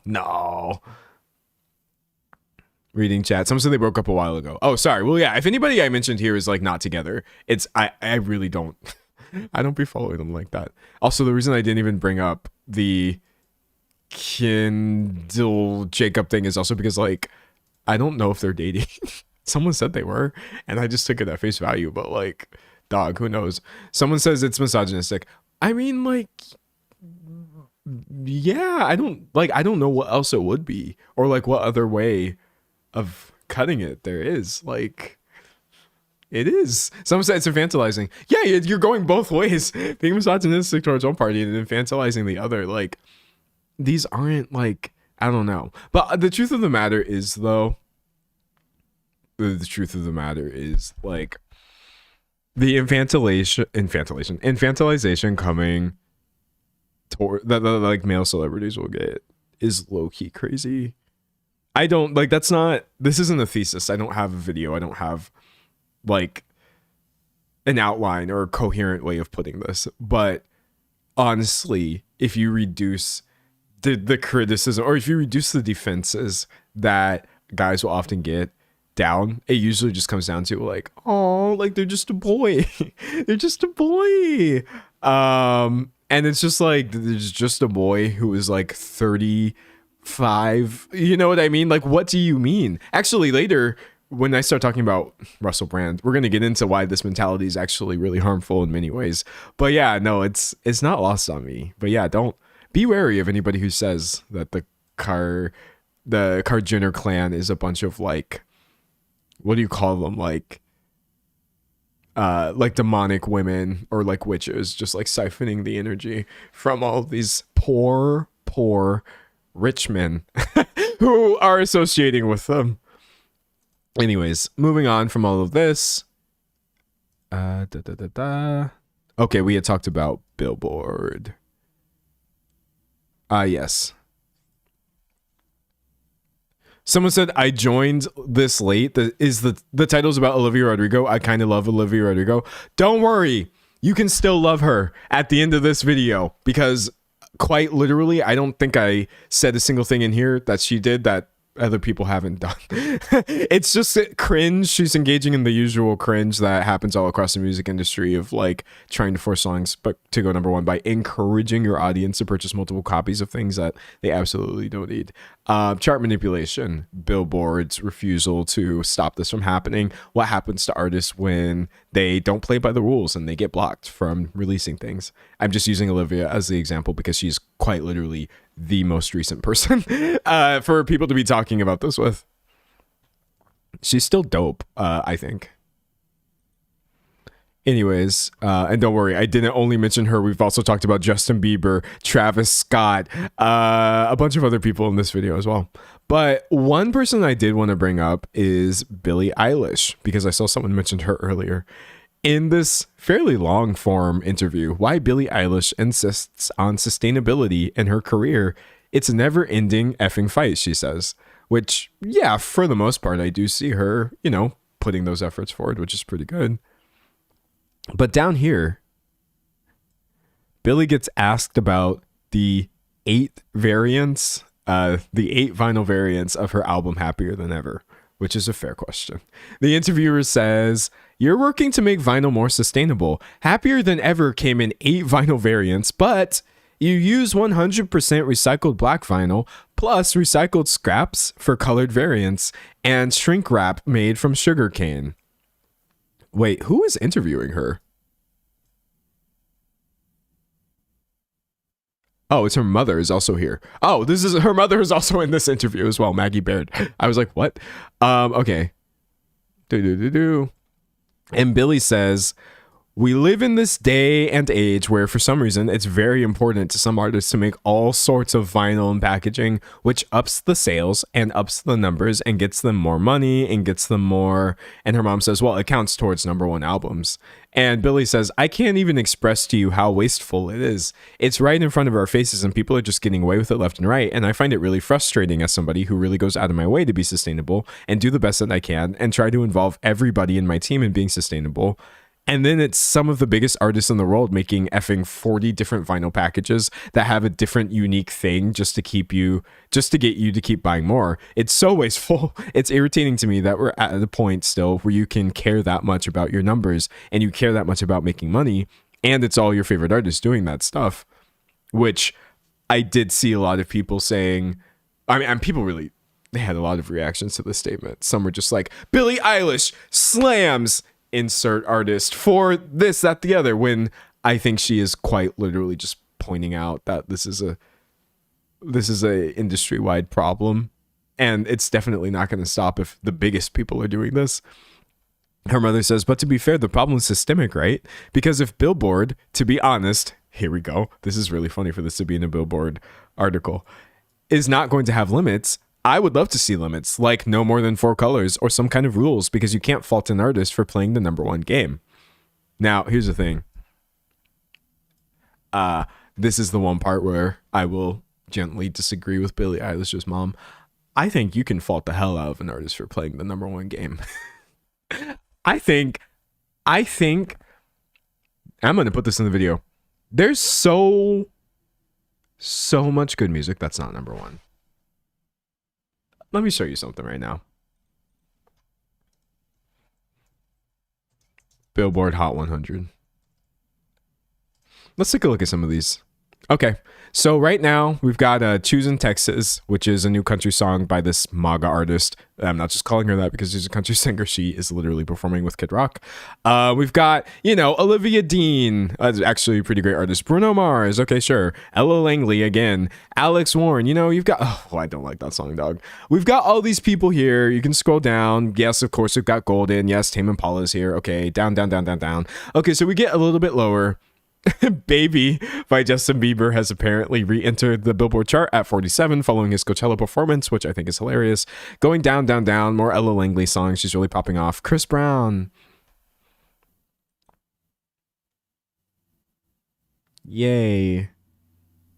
Chris Brown still charting in 2026 is okay.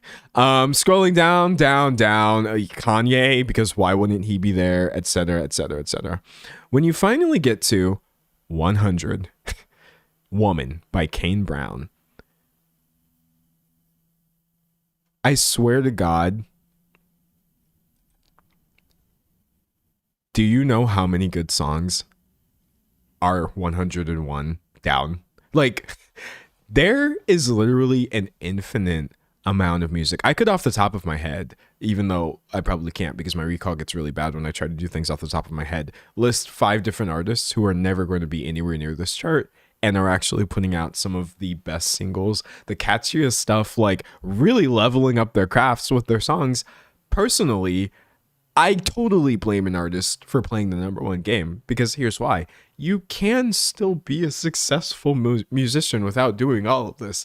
Everybody can't be number one, clearly, and yet there's still so many people making careers out of putting out really good music. So I do feel like this general idea of we have 2 variants is like, no, you don't, because I genuinely cannot believe how much music is just mildly popular, and somehow the artists still seem to make music for like a 10-year, 20-year period, etc.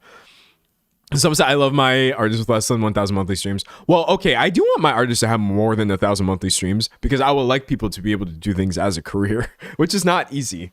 But like, what I'm getting at is I think that there's such a big difference between I am able to do this as a career, because artists should be able to get paid for the work that they're doing, and I have to put out 10 versions of my song and encourage people to buy it so I can be number one specifically. I think there's all this middle space that for some reason people seem unwilling to engage with. And I know why, but it skeeves me out a little bit. Someone said Ash Nico, Slater, for example. Okay, hold on, y'all. Hold on. I'm not going to do that thing where I start talking about music for like 50 minutes. I promise you. I'm only going to bring up one person. But like Slater, for example, just put out a really good album. And I'm telling you right now, God, I forgot what the album was called. Worst Girl in America. Yeah. I'm telling you right now, it's not going to chart. Or maybe it did. And then maybe I'm just a goofy Goober. Oh, okay, it's 22. It charted at number 22. I think, like, for many people, seeing an album chart at number 22 is bad, right? Like, imagine literally if, like, I don't know, Olivia put out an album and it charted at 22, everybody would be like, oh my God, what has happened? Dog, the album is still good. Charting at number 22 is amazing. That's incredible. I think, like, people don't realize, or they get so desensitized to how big numbers are, and 1 million all of a sudden it's not that much. 100,000 all of a sudden doesn't mean that much to them anymore. And so people have this idea of, like, to be qualified as good music, you must also have this amazing chart performance. But, like, similarly, Slater's somebody who we're watching get a lot of critical acclaim, a lot of fans, new fans. She's blowing up more than she ever has, and you didn't have to necessarily be the number one. Someone said 22 is so good, though. 22 is literally so good. It's amazing that you're charting at all. I could name another album that came out recently that's probably not going to chart at all, like even a little bit. Hold on. Trying to find it right now. All right, we're getting more and more niche with this, but, like, Violet Pony, who is an artist, she just put out a mixtape called Gonarch Slayer, which is full of, like, really fun EDM, pop rap tracks and stuff like that. I'm telling you right now, that's not even going to touch the chart, which is definitely not the point of it at all. And it doesn't make it, like, less of a good album. It's still really fun. I think of this one because I just listened to it recently and I was like, dog, this is so great. So yeah, I guess for me personally, I never go into music, like, wanting it to chart, because a vast majority of the people I listen to are either going to chart way out of the top 10 or they're never even going to touch it. Honestly, it's wild, dog. Someone said being number one feels like a curse that after you achieve it, your label expects you to do it every time and will, like, prevent you from releasing an album if you don't get there. So it happened to Halsey, unfortunately. Reading chat. Someone said I need a good playlist. Put me on. I'll make you all a playlist at some point. But anyways, getting back into this though, I got a little distracted. I was just reacting to this idea of, like, you can't fault an artist for playing the number one game. And then Eilish says, I was watching the Hunger Games and it made me think about it because it's like we're all going to do it because it's the only way to play the game. It's just accentuating this already kind of messed up way of this industry working, which is really interesting because she's kind of getting at the point, like, how is this going to stop if people don't stop? It's really that simple. Also, chat, I would like to give my first honorary mention. Someone said underscores. Okay, I can't lie because I said I wasn't going to talk about music, so we can't talk about the underscores album. Sorry. Even though I want to so badly. I have to give my first honorary mention in this video. I would like to give an honorary mention to K-pop. This is not me, like, K-pop better or worse. This is not the point. I actually am trying to give credit where credit's due. If y'all think that these artists are getting serious about playing these chart games, you ain't never seen a K-pop fan base try to get their song to number one. You could literally just Google K-pop streaming guide and see that this very behavior that is striking people as odd or whatever is actually very common. And it's not, a lot of times it's not even done by the artist teams. It's literally just fans being like, okay, you need to do this, play the music video, watch a few videos, clear your cache, your cookies and history. You can find this for dog, they go wild. And what is kind of interesting to me is it's almost like a self-propelled machine where the fans do this all on their own. So there's levels to this chart game for sure. I think it would just be a little more fun for everyone if maybe no one had to play said game. Someone says it's very normal in K-pop fandoms. It really is. It's common. But yeah. To wrap this topic up before we move on to some other stuff, I do think I've been a little bit inspired by some of the things I'm talking about. my videos do really well, actually. I'm very lucky to see any sort of performance at all, especially at this point in my career. However, I think that there's always new heights to be reached. So I think I'm going to go ahead and create a streaming guide that I'm gonna release to my fans who they don't even have like a name, because I actually don't really rock with like fan base names or whatever. But let's see. We're gonna do we need the pink background. That's not the right pink, chat. What am I doing? Hold on. Adjustment, selective color. Let's just do like okay, there we go. Make it a little warmer, make it a little paler and yellower. Yeah, buddy. Okay, that's a little closer. All right. So let's get some text popping. Let's get this in black. Let's make it real big. Yeah, perfect. All right. D'Angelo, new YouTube streaming guide. All right, there we go. We're gonna get to the trending page with this one, chat. Also, this text is ugly. It's ugly as hell. We need something much better, like, there we go. That's much better. D'Angelo, new YouTube streaming guide. Or actually, let's just put the year in there. That way my fans don't get it confused with the 2025 streaming guide, because the rules have changed. All right.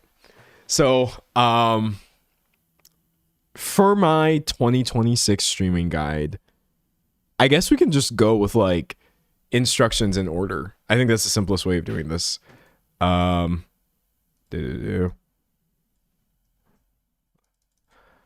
Watch. Wait, I should left justify. Watch each stream from 2 devices.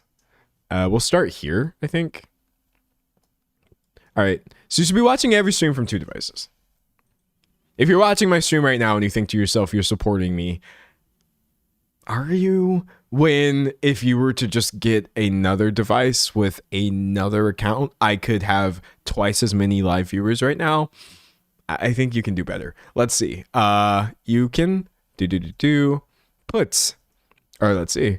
Watch each video for no less than 1%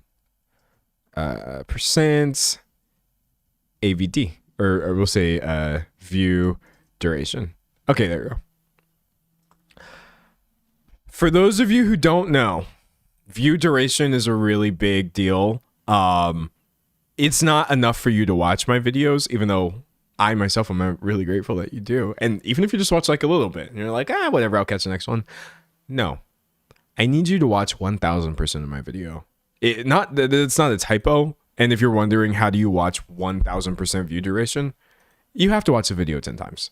Otherwise, I'm only going to get 1 view. It would make much more sense to get 10 views. Obviously, also, you need to let every ad play fully. And then I guess for my last bit of my streaming guide, I think you should still your friends and family's devices for extra streaming. Yes, this is the big one. I see a lot of people say, D'Angelo, we're trying to support you. We're trying to support the new video, but like I only really have. It's not about how many devices you have, baby. It's about how many devices you can get your hands on. We all know somebody who has a phone. So relieve them of this phone and use it to add to these. They're going to have a different IP address. It's automatically going to count as a different view. So you're not even going to have to make another account. They're already going to be signed into YouTube. And then I'll be in their watch history as well. So yeah, I think we can full send this, honestly. My D'Angelo 2026 YouTube streaming guide. Watch each stream from I need to change the verbiage here. At least. There we go. Watch each stream from at least 2 devices. Watch each video no less than 1000% view duration 10 times. And steal your friends and family's devices for extra streaming. I think if you do that, probably by this time, Q4, I should be number 1 on Billboard as well. And then every pop artist I just mentioned, from JB to Olivia to Taylor Swift, can compete with me, but they'll never win, honestly. So no one will go as hard as my currently unnamed fan base. The end. Someone said you got to add some clip art. You're right. No, you're right. You're right. Hold on. That's the last thing, because there's even negative space. Influencer clip art. Oh, this is so bad. Oh no.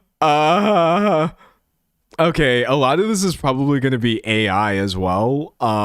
Let me try to refine the search so that we're only getting, hold on, chat. I'm going to refine the search so that we're only getting things that were created before like 2022. Okay. There we go. No AI. Okay, so which of these looks like me? None of these influencers are like, y'all ain't black enough. I'll do, I don't know why it's like scrolling all weird like that. Oh, because I'm holding down the control button. We'll do that can be me. What the helly? Okay, we're gonna use this as the clip art. Control V. Okay, it didn't get rid of the background, but that's okay. I think that actually just makes it look a little better. And we need to make sure that like this is among the worst graphics I've ever been responsible for creating. But yes, there you go. Screenshot it, repost it in all of my D'Angelo 2026 fan spaces. This is the YouTube streaming guide. Someone said use your Tamagotchi thing. Oh! Sorry. I'm being really loud, but you are so smart. You're so smart. Hold on. I'm trying to download it right now from my OneDrive. I knew I saved this to my OneDrive for a second. For a reason. I knew it was going to come in handy. I didn't realize it was going to come in this handy. Holy God. Okay. Downloads. Yes, chat. Yes. What is happening? Okay. All we have to do literally is just crop me. Okay. Gonna rasterize and delete. Okay, great. Screw this influencer guy over here. It's gonna be me from Tomodachi Life. Oh my God, you are... How does it feel to be the smartest human being who has ever lived? Hold on, wait. We can even go further. Like, I'm gonna take this pink right here and use that as the background for dog. It's beautiful. This is the D'Angelo 2026 YouTube streaming guide. No changes, no notes. I'm not accepting any constructive criticism. I'm not accepting any feedback. This is the one. Oh my God, that was so great. All right, anyways, I'm actually gonna save this. Streaming guide. Easy peasy. All right, chat. Any final thoughts before we move on? Any final thoughts? Probably not. I feel like I said it all. But if I missed anything, or if you have issue, or not issue, but just questions about anything, let me know, because I'm gonna wrap and then we're gonna move on. Someone said I just joined. I have no context for this, but I love it. It will make sense in tomorrow's video. I promise. Any vibes? Anything else? Someone said this is such a crazy thing to see in my feed. Reading chat. Not enough pink. We could make it pinker. Someone said Billboard must go down. That's a good final thought. I agree. There's no point to the Billboard chart if you really think about it. It's like objectively doesn't serve a purpose, which I think is so interesting. Someone said I just got here. Well, okay. I'm sure maybe you don't have any notes. Talk about underscores. Okay, fine. I'll talk about her after we finish recording the outro. Someone said, why do women artists get so much more hate for things than male artists? Yeah, the answer to that's really depressing. You don't want it, even though I know you know. People just really, they hate women, but it's okay. I mean, it's not okay. It's not okay. Don't clip that out of context. You know what I mean. You know what I mean. All right, I think we're good. Someone said thoughts on Rosalia. Some of Rosalia's music is really dope. Someone said this is so funny. I'm trying to be entertaining over here.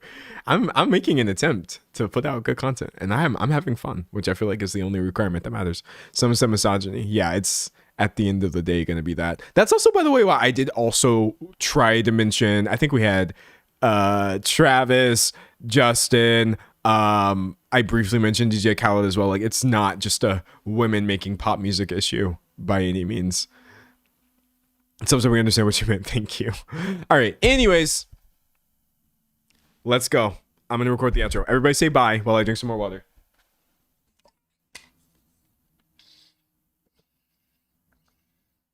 Someone said D'Angelo canceled. It'll happen. Just give it some time.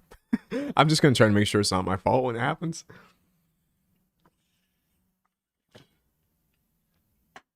Me getting a bunch of like blowback over something that's not wrong, I'm okay with.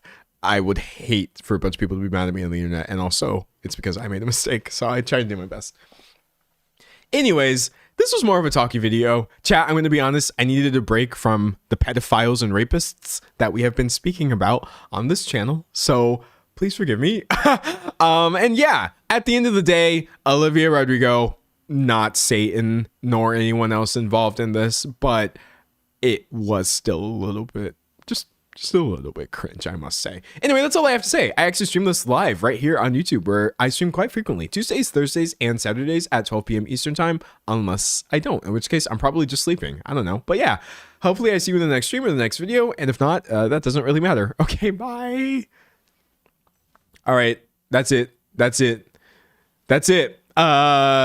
stay here because we still have so many other topics that I wanted to talk about today. Okay, so someone said talk about Underscore's album. Briefly, chat. Briefly. This is not going to be a big digression.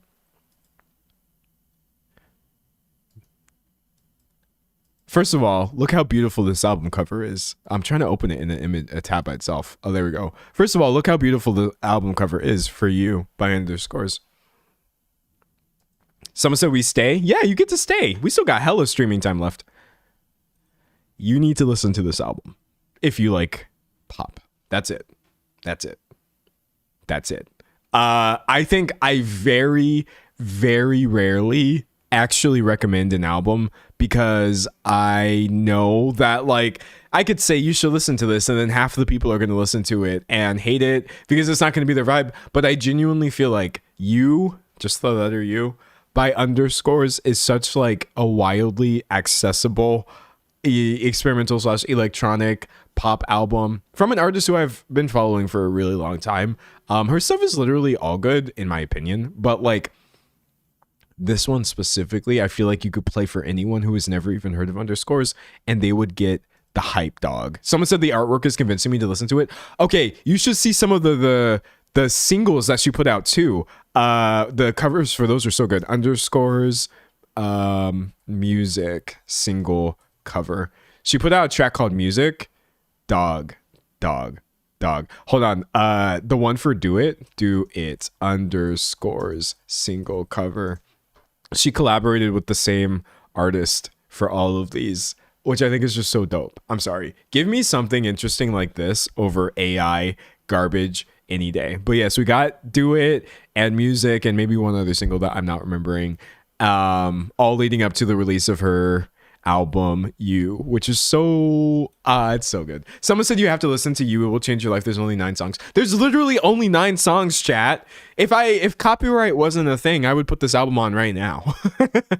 I would stream this joint right now. But yeah, Underscores is a cool person. And what is really dope, she low-key produces everything herself as well. So it's not even just, I mean, it's cool to just sing, but it's not even just the singing. It's like the songwriting, the music production, all of that stuff. It's just like Shoo. Sometimes I love it when song art matches the album art. Same. But anyways, that's all. Just my brief promo for You by Underscores. Moving on from that into, let me see. I listed like so many topics, chat. Let me see what all I have. I go to my agenda, which funnily enough is an album title for a different album, which is pretty good too. What's today's date? Is it the 23rd? Okay, yeah. Where's my agenda for 423? Yes, Michael movie nonsense, Russell Brand, Bruno Mars, Drake's Ice Sculpture disaster, Andrew Huberman linked to smear campaign, and Anne Hathaway receiving a Quran. Let's start with Anne Hathaway. Let's just so you know, Chad, if this is your first time joining a stream, I don't record during these parts, so it's very unstructured. It's very loose. Anne Hathaway in general, I think is pretty dope. I don't know. I don't really know much about her personally, but I certainly don't have any issues with her. She recently, in an interview, said, Inshallah, which is just kind of unexpected, I think. It was kind of funny. Did Anne Hathaway's Inshallah just cancel out Sabrina Carpenter's This Is Weird? Okay, that's not. Why?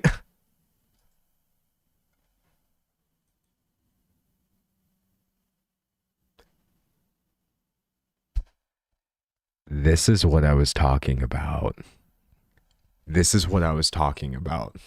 When I said there are people, or so much content online is literally just about pitting random women celebrities against each other for no reason. I kind of understand why people are putting these two things together. But like, I didn't pull up this article to dunk on Sabrina Carpenter. I was literally just trying to pull up context. That way y'all are not like confused about the thing I'm going to talk about. And instead it's like Sabrina Carpenter catching strays. Even though the thing that she caught strays over, I do think is worth criticizing. But like, I swear to God, discourse can get so exhausting. It can get so exhausting. Sometimes I really hate the current articles and headlines that exist online. Same, like this is the Huffington Post. Not like I'm saying this is Pulitzer-worthy journalism or anything, but like, dog, this is, I'm so tired. Anyways, so in an interview, I guess talking about aging and living a long, healthy life, and I think that this is the clip right here, said. We're actually the same age. Like. Oh wait, I'm gonna turn it up for you a little bit. 200. Okay, here we go. Pretty much 82? like almost exactly 83 January. Okay. So Still Year of the Dog? Yes. Yes. Year Okay. of the Dog. There we go. How do you embrace aging? You have to be more serious about how you take care of yourself. But other than that, it's just the same stuff, right? I mean, you're still you, and life's still life, and music's still good, and dancing's still fun. When you're in your 40s, you have had the opportunity to see how certain decisions bore fruit over time. And so you can kind of assess if you want to continue making those decisions or if you want to make new ones. I think that one of the things that I love about being in my 40s is I don't get so swept up in things anymore. Like, I used to really not understand that phrase, take it with a grain of salt. There's no salt. Every high was so high, every low was so low. It was very dramatic. And now I really value the chill. Yeah. I just feel like you can either fear aging or you can fear dying young. I just really want to hopefully live for and enjoy a life. I want to have a long, healthy life. Inshallah, I hope so. I feel like by default, I can't fear aging. I've kind of And I think people were they were amused. I don't think anyone was like mad, or if they were, I didn't see anyone mad. But yeah, she said, I want to live a long and healthy life, inshallah, which means, okay, this is the part where you're going to need to correct me if I'm wrong. It means God willing in Arabic. Is that accurate, chat? Because if I sound like I don't want to sound stupid talking about this. And you have people in mind like, did I just hear Anne Hathaway say inshallah? Did I hear Anne Hathaway say inshallah in an interview or my ears twitching? People were just talking about it, having fun or whatever. I thought that was hilarious. Not because the phrase is funny, but just like top 10 words I wasn't expecting to come out of Anne Hathaway's mouth. Someone said, it's normal. My non-Arabic friends say it. Yeah, mine too, honestly. Someone said we should all live healthy lives, right? Etc. Reading chat. Someone said God be willing in Arabic. Okay, thank you for the correction. But it's really just used as I hope. Yeah. So I think what was amusing part 2 was after she went viral for saying this, a fan brought her an interesting gift on the red carpet. Let me see if I can find... Actually, you know what? I'm going to pull this from Reddit on purpose because I want to show you the way that people were reacting to this. Okay, sure. Why not? All right. I might have to turn this up. A fan has gifted Anne Hathaway a copy of the Quran at the Devil Wears Prada 2 premiere after she said, inshallah, in a recent interview. I'm probably going to have to turn this up a little bit. Now, it is kind of hard to hear this guy because they're at a red carpet event. There's a lot of talking and stuff, but he's basically just saying, like, Anne, I heard you say that in an interview, and I just wanted to give this to you. Quran for you because I saw the video where you said inshallah and I was anyway thinking to give you that and then I saw that I said you know what it's time for her. Let's give it to her. I love you so much. I need to know all your... I thought someone said Arabic speaking Christians also say it. Thank you. Someone said I love this so much, so adorable. I thought that was amazing. I had what I would call my normal human opinion, which, by the way, if you have a different opinion, that doesn't make you not a normal human. But I was like, that's really wonderful. That's sweet. That somebody kind of felt seen in this way and wanted to give her this. They seem to be respectful of her as well. But then I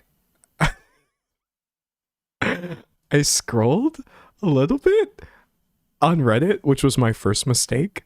By the way, this is actually this one is good. This is someone said, "Are you wearing the Chanel hijab?" But it doesn't take long. Just collapse these a little bit.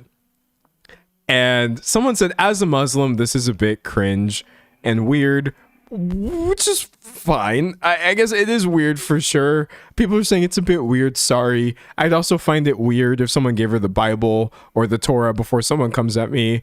Someone said it is weird or not really the time and place for such gifts.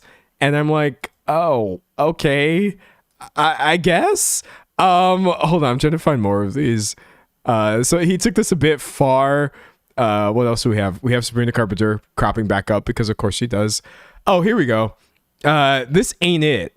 Just because she said inshallah doesn't mean she's now supposed to accept someone's religion or holy book. It's a sweet gesture, but very misguided.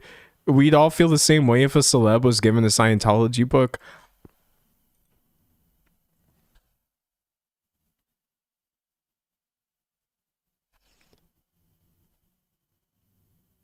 You did not compare Islam to Scientology, did you? There's no way that you actually just made this comparison. Anyways, or if they were given a Bible, etc. Someone said this basically guarantees she'll never say it again. Someone said, I don't think it was a big deal. It seems like a fan wanting to connect with her.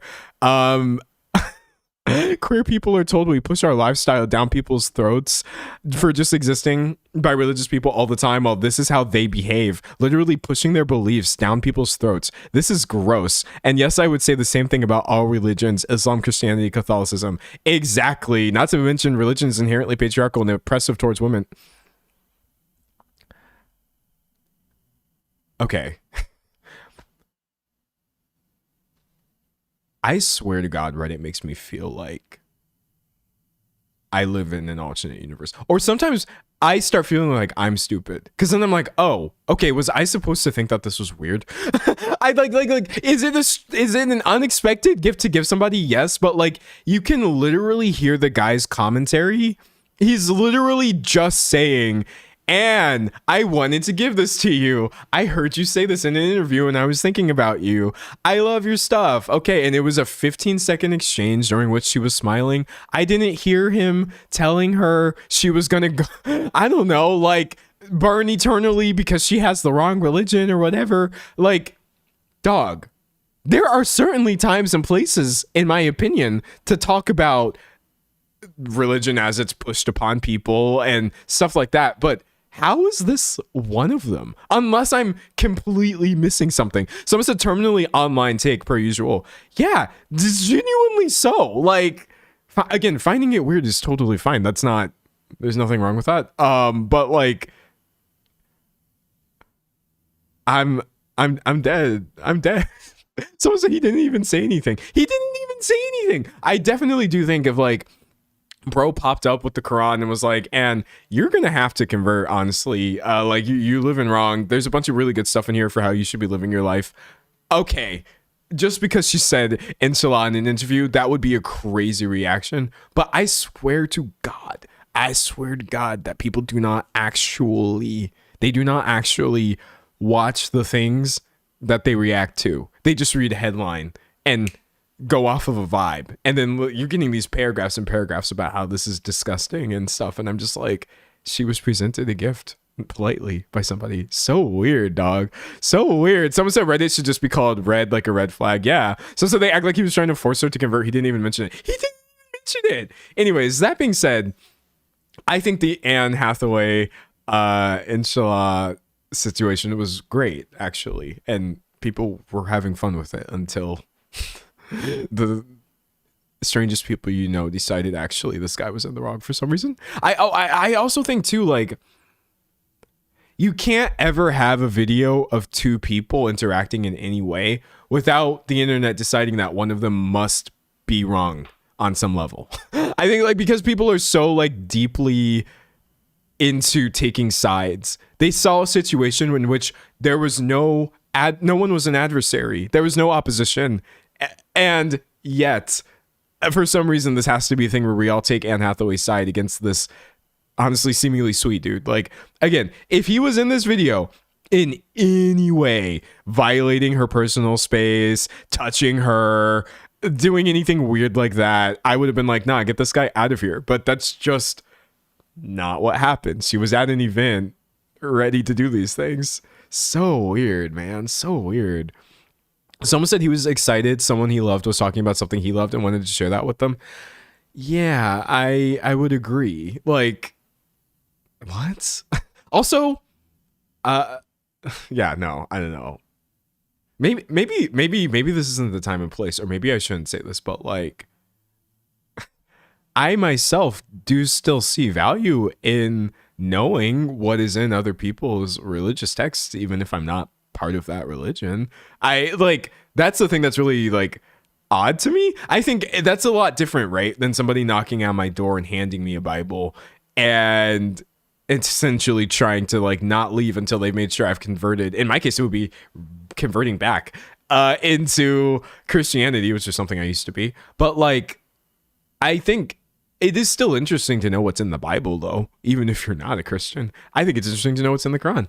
I think it's interesting to know, like, what is Buddhism? What are all of these things, etc.? I don't really see that as a bad thing at all. I'm so confused by that one. I own a Bible, for example, and I'm not a Christian. It's a helpful reference sometimes to be like, oh, what did it say about that one thing? Also, it's a beautiful book. like, I just like paper. I know that's a bad thing to say about a Bible, because now people are going to say that I'm like disrespecting their religion or whatever, but like, it's written in verse. It's pretty, you know, it has value beyond the deep, meaningful spiritual stuff that people get out of it as well. And if there's one thing I'm going to collect, it's a big old book of poetry. For real. Someone said religious studies, for example. Yeah, like, dog, I don't know, but yeah, I wanted to show you this. This is a fairly big subreddit. These takes have like hundreds of upvotes. I'm not even trying to go to crazy fringe corners to pull these things. everything I talk about, there's someone online with these sort of takes getting hundreds of upvotes that I guess if I felt like it, I could play into, but I think it's more interesting to be a little more nuanced about these things. Someone says so much art in non-Western history is inspired by religion. That's true too. Yeah, that's very true. Someone said it was 100% it's important we're aware of other cultures and religions. Yeah, I think you could never like do too much educating yourself on what other people believe. Someone said it's formatted beautifully. Dude, the Bible is formatted pretty nicely. Okay, hold on. I have never talked about this. I've never talked about this because it's cringe, but I swear to God that low key, from a literary perspective, the Bible is such a good book. I think that many of the things that are in it are debatable. That's the word I'll use, because it's not me editorializing. Obviously, the things in there are much contested, hotly debated. But from a literary standpoint, just being a collection of words, a translation, even if it was mistranslated or whatever, it's very pretty. And there's actually some really, really nice stuff in there, some wholesome stuff. It's sad that you have to scroll past. Scroll?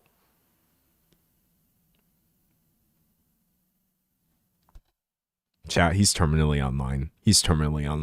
It's sad that you have to flip past some of the more egregious stuff in there to get to the parts that I think are really beautiful and they're actually rooted in love and stuff. But like, no dog. No one's ready for this conversation. Like if I was to tell somebody like, oh yeah, I think it's good as a book, even if it was not treated as a religious text, people will get really mad at you because they think like this is the one. This is the one. This right here is the one. But I just find that to be silly because like, I don't know. Can I get a picture of the Quran? Okay, here we go. This seems to be a Quran. That's a really pretty edition. Like my approach to religion, honestly, is just like, I don't believe that this is the one even any more than this is the one.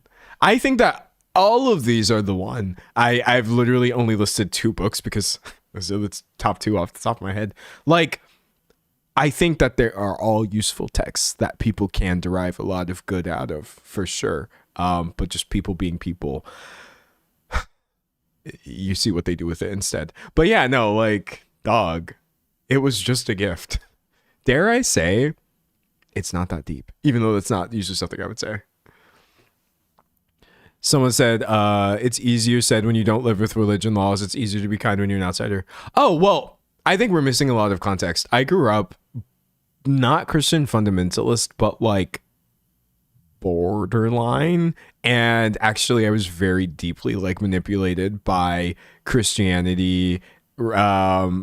I actually suffered a lot because of it physically as well. I pretty much at one point lived in fear of going to hell forever. And it also really complicated and slowed the process of me coming to terms with my own gender and a bunch of other aspects of me as well. I think some of the times that I've had the most anxiety and depression was related to religion. And then, yeah, probably most of the times in my life I've actually been scared of anything was because of religious indoctrination. And if I could go back in time, I would choose not to be Christian. I wish it had never happened to me. And I wish that nobody, when I was younger, told me that there was one objectively correct religion, because they were wrong. And I suffered so much from it. But I still believe everything I just said.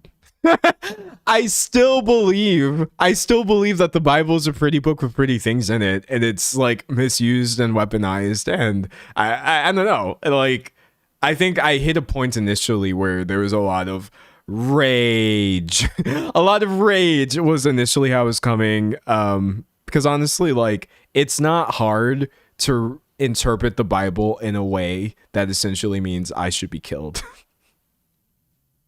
Womp, womp, womp. And people do that. So that aspect of it, it's not great, but I just like books, dog. I just like books a lot, homie. And so that's why I still have a little bit of attachment to it.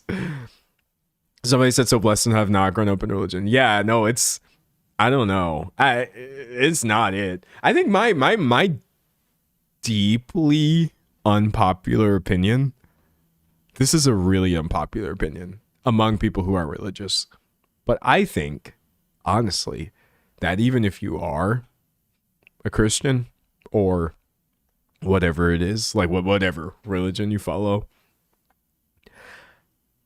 I still don't think you should really tell your kid that they should be the same religion as you.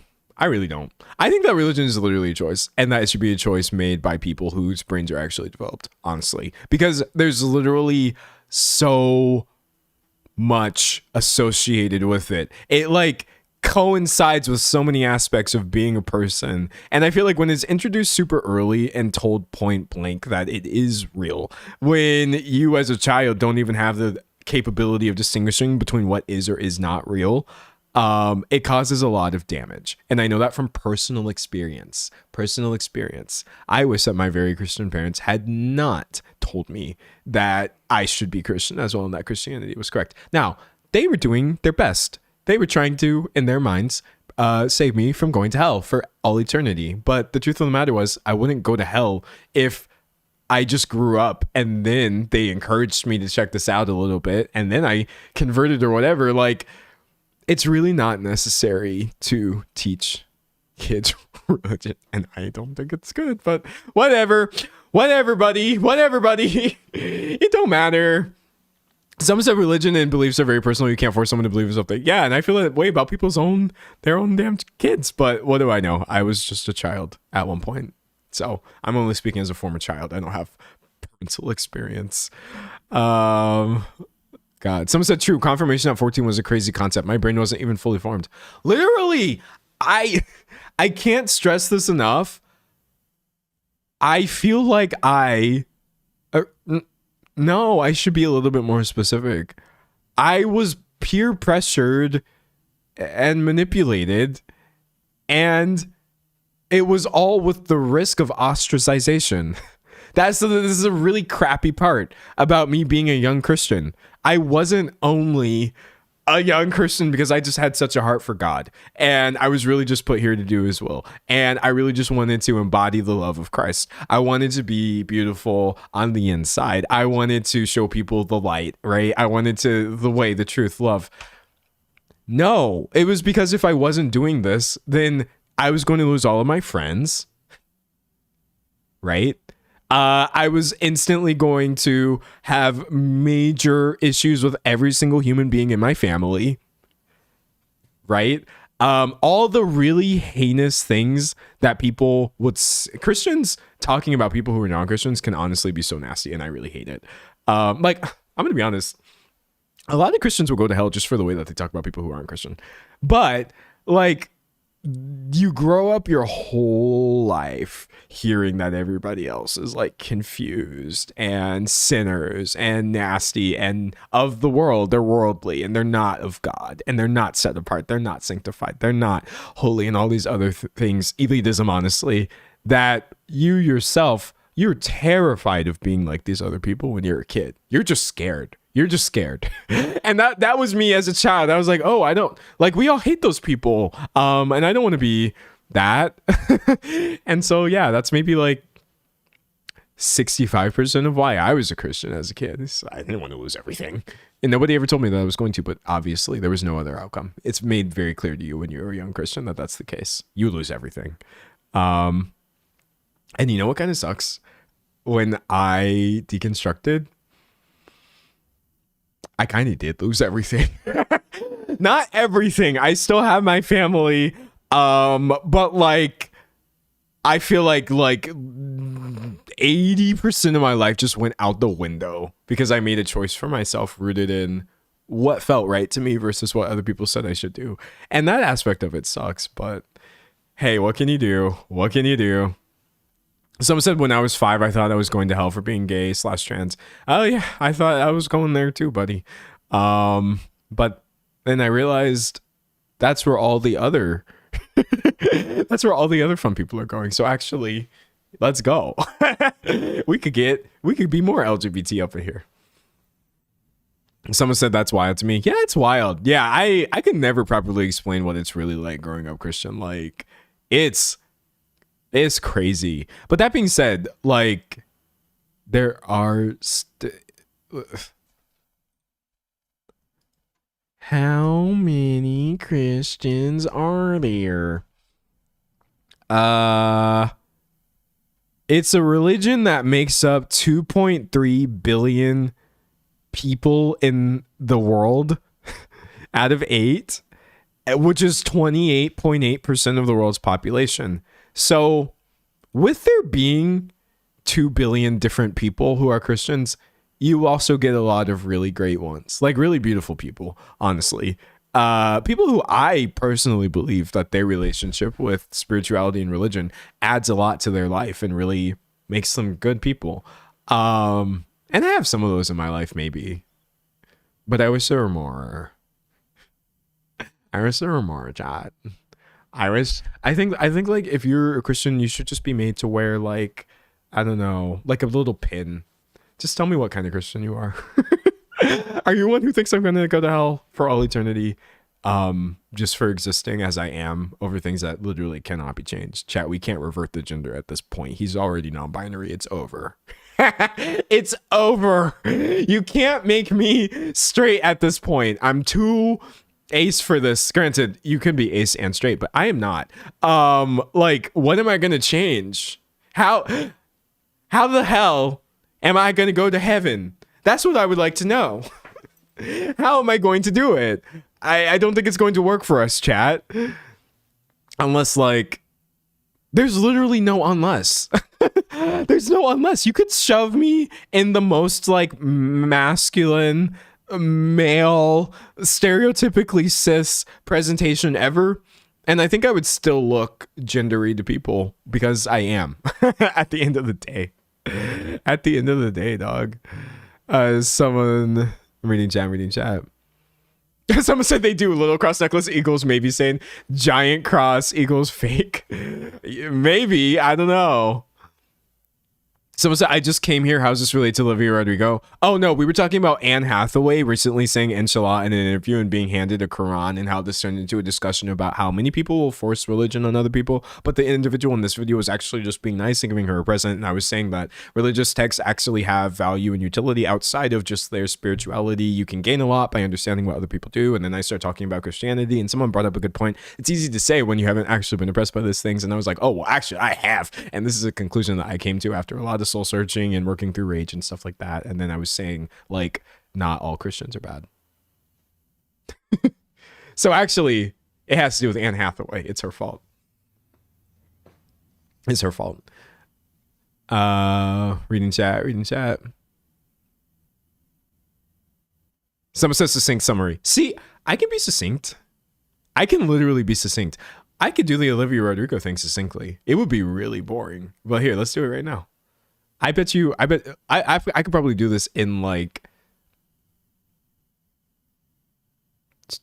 2 minutes. No, I could probably do this in 45 seconds.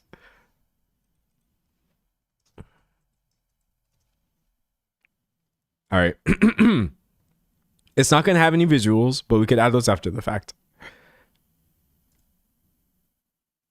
After her hotly anticipated return dropped dead, Olivia Rodrigo is facing backlash for the multiple variants she's offering, with her official fan page encouraging people to buy all 7 variations on streaming, including other chart manipulation tactics to get the song to #1. So far, the Billboard data isn't in yet, so we have yet to see the efficacy, but it's raising questions about similar concerns from artists such as Taylor Swift, Justin Bieber's antics with Yummy back during the pandemic, and even long-forgotten chart beef between Nicki Minaj and Travis Scott. Billboard has yet to change their rules about all of this, and as Billie Eilish recently pointed out, none of this is going to change until the biggest people in pop music stop doing this. It's a problem that affects multiple genres and multiple industries, but yeah, how many of her singles are you going to buy? I mean, it's just boring. It's just boring. I could do it. I could do it for every single topic. You could watch a 45-second recap of anything I've talked about and literally have the entire full story. But like, isn't it more fun to just rant? Isn't it more fun to just ramble and go on tangents and fall face first into rabbit holes? Because I prefer that personally. Someone said the whole chat went quiet. Everyone was mesmerized. No, yeah, y'all, I can be engaging in the short form. I really can. Someone says Billy does it too. We talked about that. Don't worry. we got into it. I swear. Anyways, someone said YouTube Shorts. Yeah, YouTube Shorts core for sure. Anyways, closing that, I'm gonna move on to my next topic we talked about, and let's talk about. Oh, I'll give you a really brief one. I'll give you a really brief one. Let me see if I can find it. This one's just kind of gross. Let me see if I can find it.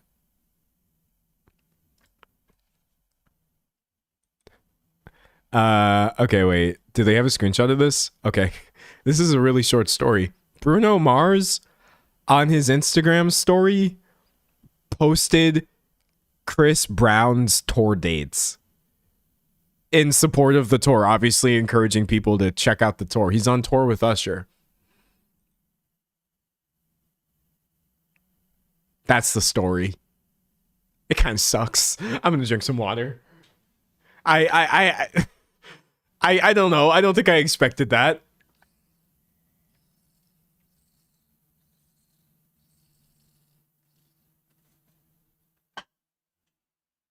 Literally posted it with like Chris Brown music playing in the background, featuring Usher.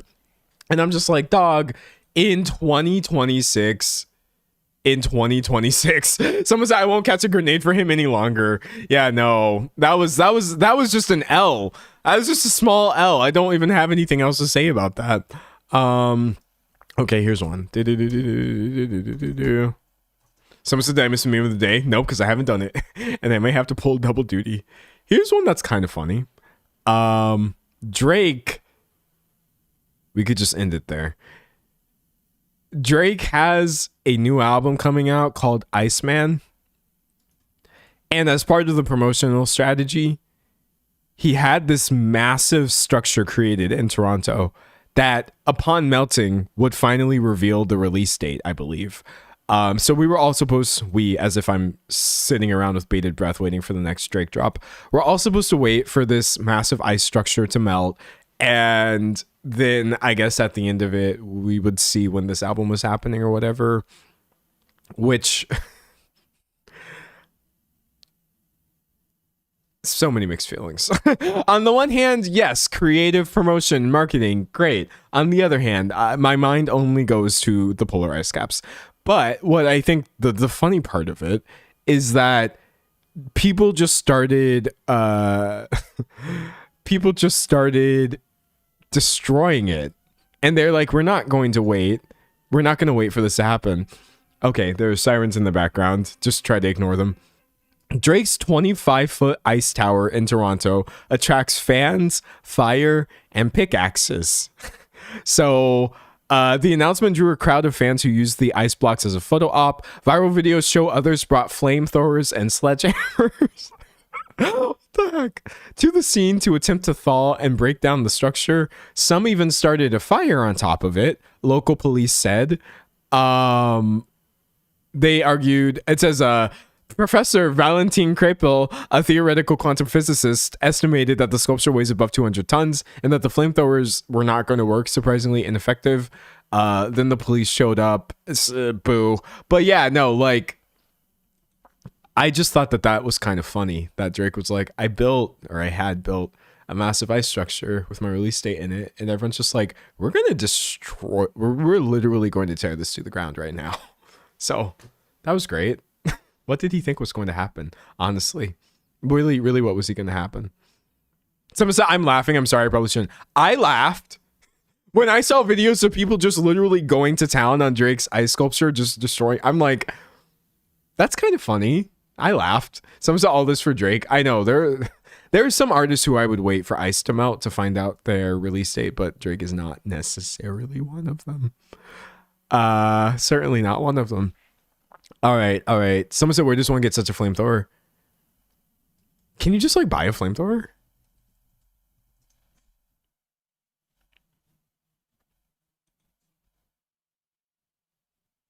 Home Depot.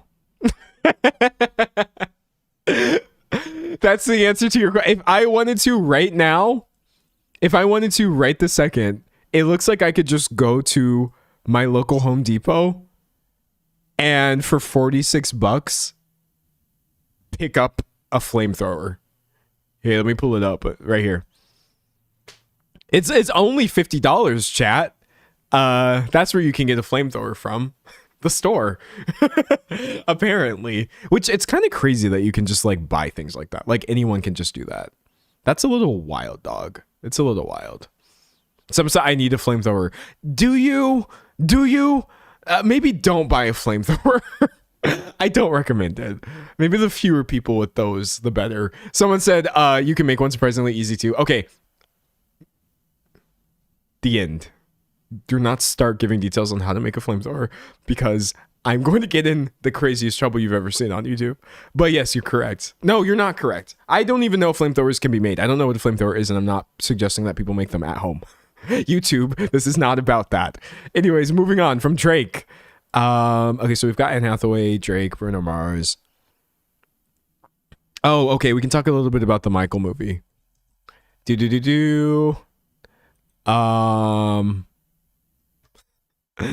I'll just do Rotten Tomatoes.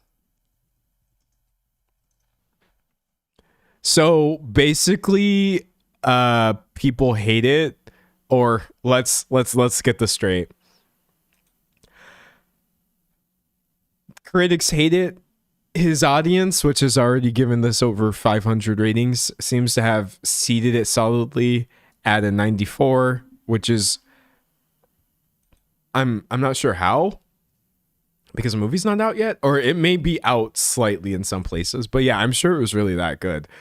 Critics consensus: while Jafar Jackson's smooth moves bring the king of pop to uncanny life, the musical biopic mostly plays like a greatest hits album that could have benefited from including liner notes to give actual insight to the icon. So essentially what I gleaned from just reading some of these critics' reviews is like, even if you take away what I think the film should have been, which is an actual look into these things, even though you can't do that legally because of the settlement and the what do you call it? The stipulations within it that prevented him from turning this into a movie. It's not even good as a puff piece. It's not even good as a puff piece. This truncated version is bland and cautious, never exactly dull. Michael only scratches the surface of Michael the Troubled Person, even though it does a commendable job of showcasing Michael the star performer. Oh, this person liked it. I don't know how good the original version would have been, but I can tell you what's on screen barely counts as a movie. Antoine Fuqua traffics in fan service of the highest order and the lowest quality. This one sits somewhere in the middle. Like, it's just, someone said it's not even a good movie. Y'all did all this for a mid movie, seemingly. Now, granted, I mean, these are critics, but this is a fairly like strong consensus. I don't even think most of the people here are just saying like, screw Michael Jackson, this movie should never have been made. Literally just saying the king of pop resurrected as a saint in a bland hagiographic work of fan service. Now, what could that possibly mean?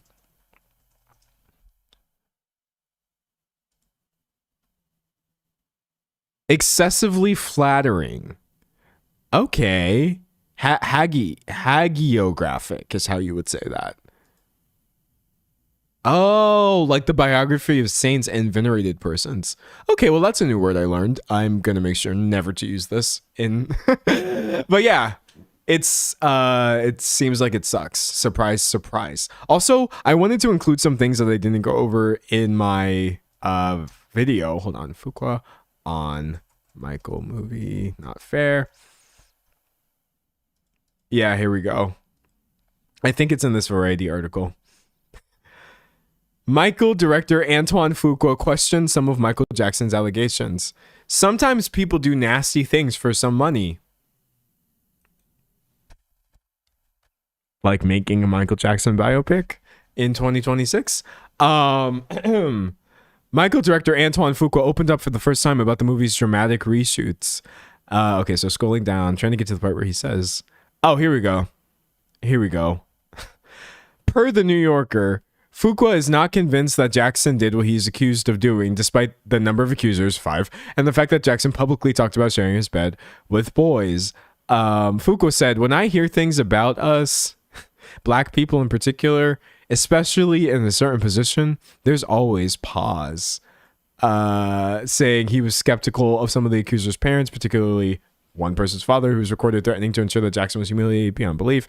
While Fuqua stressed he didn't know the truth behind the allegations made against him, he noted sometimes people do nasty things for money. And I'm just like,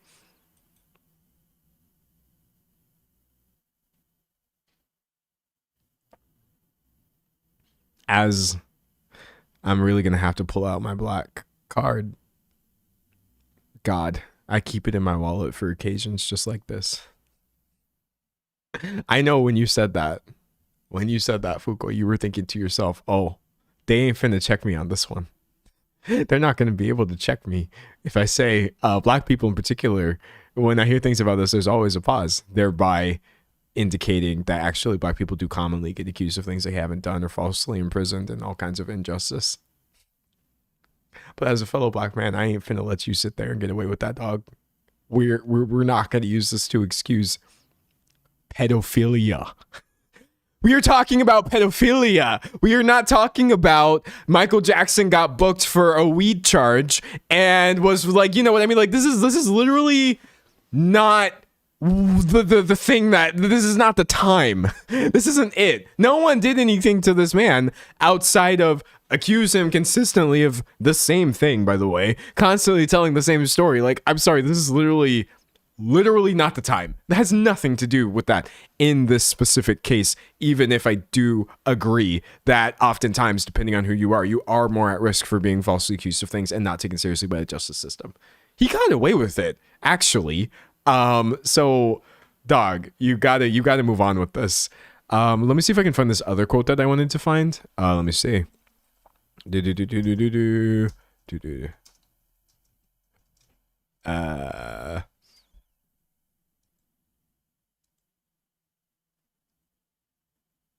me a sec. Hold on. I'm trying to find. Maybe I won't be able to find this. But I wanted to. I'm only getting results from Facebook. Okay, well, whatever. I think one of the producers essentially said something along the lines of like, the idea that we shouldn't be able to make this movie is not fair.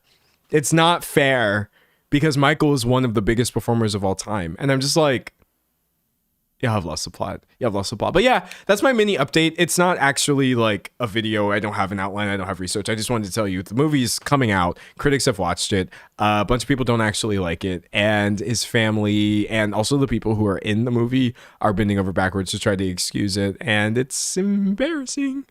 It's a little embarrassing. That's all. Reading. Someone said, I just entered the stream, but I wanted to ask if you'd be able to go over Olivia's fandom spreading MAGA allegations with edited screenshots and photos to defame the girl whose song is currently at #1. Okay. Here's the problem. I'm going to reread this. I just entered stream, but I wanted to ask. This person has a good question, by the way. This person wants to ask if I would be able to go over. Apparently, people in Olivia's fandom may be spreading MAGA allegations with edited screenshots and photos to try to make it seem like the person who is currently at #1 is MAGA, right? I know that this is true and that fan bases do this. We've talked about this before with Zara Larson. Fans editing things to try to make her seem pro-Israel, which is crazy because she is absolutely not. But, chatter, I regret to inform you that the person who is currently #1 is MAGA, though. And even if Olivia Rodrigo's fans are like making things up or faking screenshots, Ella Langley is 100% a MAGA artist. Let's go back to that Billboard chart. Billboard Hot 100. I don't know what Olivia's fans are or are not saying because I haven't seen this, but Choose in Texas by Ella Langley, a song I'm very tired of, is currently at #1, and this is the main song that Olivia is going to be competing with next week or whenever the charts update, I think later in the week.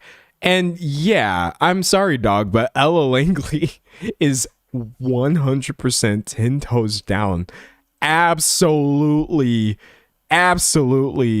MAGA. Hold on, let me see if I can find her.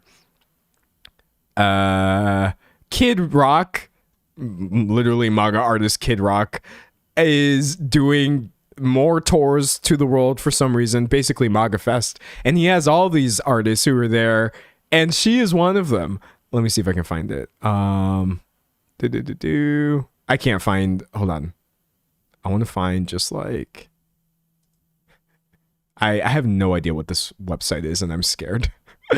I'm scared to be on this website right now, chat, because this is why I vote everything first. Oh yeah, here we go. Ella Langley is going to be there, along with, I guess, Jelly Roll, Shinedown, and Rapper Nelly, etc. According to this one website. Let me see if I can find the actual poster. Kid Rock the Country poster. Images. God, I can't find the one that has her on it. But yeah, I think like I think Chatter I have some bad news regarding the person who's currently at number 1. It's been reported by multiple sources, unless something is complete, like unless we're just totally missing something, that she's gonna be here. Oh, here we go. I found it. Tour poster. Coming from this Austin radio station for Rock the Country Festival. Rock the Country featuring Jason Aldean, Ella Langley actually getting really top billing because she's getting really popular right now. Kid Rock, Brantley Gilbert, etc. A festival for the people, they say, being held in Belleville, Texas, a place no one has ever heard of, if I'm being honest. Celebrating 250 years of freedom. For who? But, yeah. So I don't know what the Livies are up to. Maybe they're lying. Maybe they're lying on our girl, but she did a pretty fine job of appearing MAGA all by herself. By the way, this is also not the only thing she's done. I forget, because I was looking into her because I was like, who is this person? And yeah, everything I found was pretty bad. Think like Jelly Roll level of associating with MAGA without actually saying that this is what you are. Someone said MAGA have festivals now. They're trying. The Kid Rock keeps trying to make MAGA into this big party, and I think it's cringe, but it's not good. It's really not good. Someone said my eyes are burning. Yeah, no, like bad news on that front. Anyways, moving on. Someone said for who? These people, they got money. It's enough for a festival, I guess. So we've got Michael, Bruno, Drake, and that's leaving 2 things on my list, which would be Andrew Huberman, which I may save actually for another time, and Russell Brand, which I do want to talk about right now. All right, chat. Russell Brand is disgusting. Okay, I have already talked about him before. I made a video a couple years ago. I made a video a couple years ago when he was in the midst of being accused of the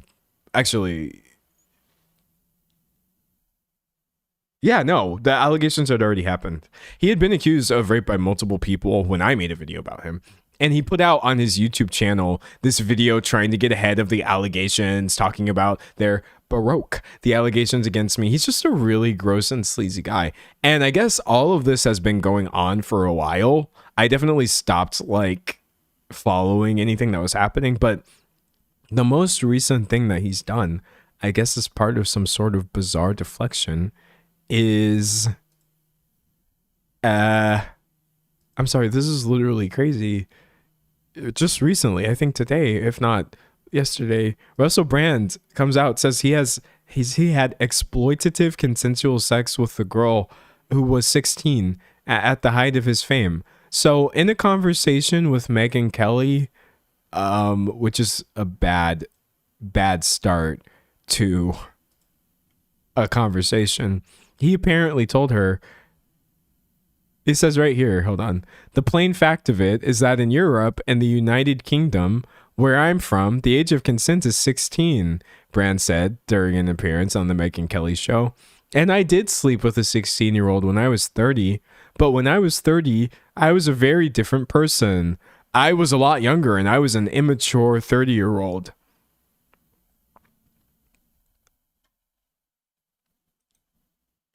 So I don't know if the tactic is like admit to this one thing, which is obviously literally insane, and hope that we have something to criticize and we ignore the actual other allegations, which involve a lot of non-consensual things. But yeah, no, I was like, there's literally no way that he said that out of his own mouth. There is no possible way that he sat down on a TV show and said, I did that. Oh, y'all got the timestamp. Y'all really got the timestamp. Usually I wouldn't play a clip immediately after reading it to you, but you do need to see this is actually a real video. Critical of them, openly critical of the pharmaceutical industry, the British government, bureaucratic agencies that have unelected power that we often are taxed for and are funding. And in COVID, I really started to find... Bro, stop talking. What did he say? Oh, okay, hold on, wait. I'm gonna find him saying it. Oh yeah, here we go. Hold on, chat. I'm having trouble actually finding the part where he said it. Oh, maybe it's just put consent. Crazy thing to have to search for in a video. Here it is.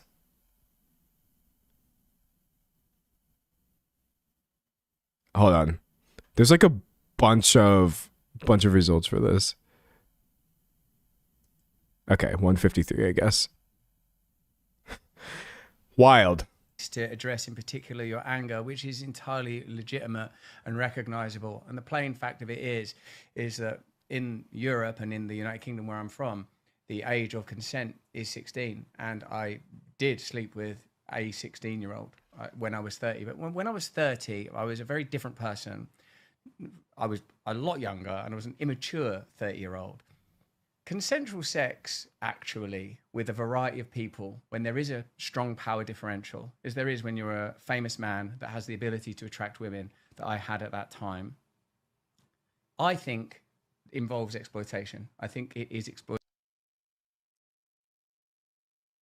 So now he's grown and changed and now sort of understands much later than 30 that, oh, it may have actually been somewhat exploitative of me to do this. Dog, y'all got to book this man. You have to throw him away. I'm sorry. I mean, no, because that's not how the justice system works, but you get what I'm getting at. I hope that this investigation, I hope the investigations and all these things continue and that the charges that he's facing lead to an outcome that should happen, because this is just such a skeevy guy. Someone said the ability to attract women. That was a child. Well, the person he's talking to does this, though. Let me see if I can find it. This is really, really, really insidious and strange, but like...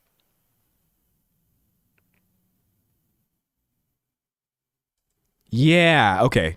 Megyn Kelly, the person he's talking to, conservative commentator Megyn Kelly, she totally has a platform for trying to normalize the idea of seeing girls as adult women. That way she can excuse the pedophilia coming from Donald Trump and Epstein and all of these other people. And I'm being very serious, by the way.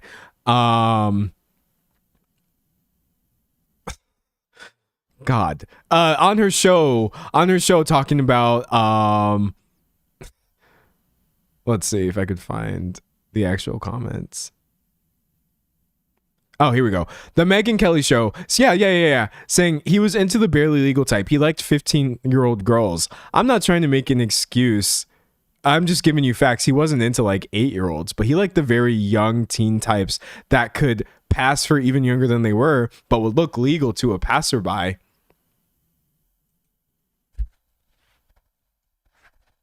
He liked barely legal types like 15-year-old girls. Is crazy commentary. Crazy commentary. Like, and this is literally one of her comments, by the way. As obviously after she said this, people chimed in to say, holy crap, Megyn, you do know that 15-year-olds are children. They're not barely legal, and they absolutely look like children. There's just a bunch of this phrasing here.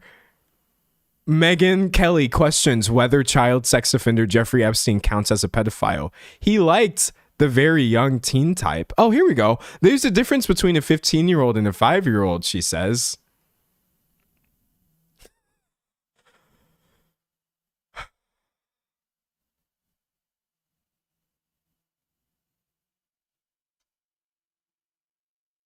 We have yet to see anybody come forward and say I was under 10, I was under 14 when I first came within his purview.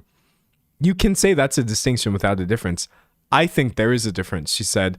There's a difference between a 15-year-old and a 5-year-old, you know?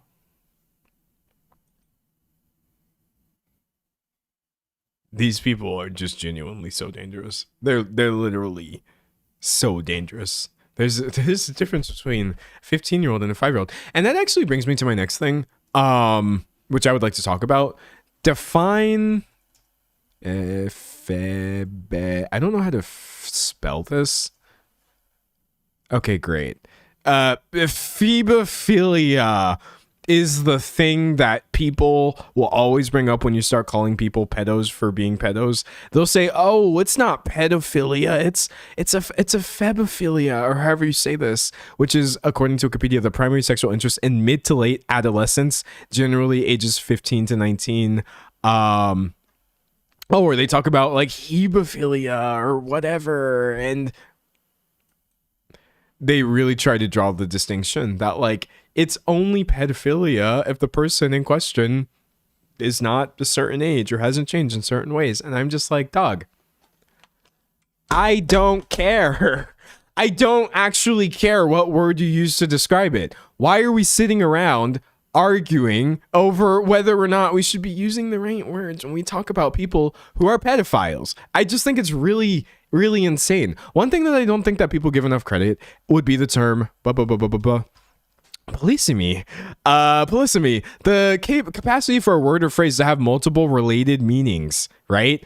And this is a thing where, like, yes, I guess there is one textbook, actual, like, medical and criminal legal definition for what pedophilia may mean. But point blank period, if you are an adult and you are over here interested in or exploiting children, I don't think you get to get mad when people say that you're a pedophile. I'm going to be honest with you, dog. I'm going to be honest with you.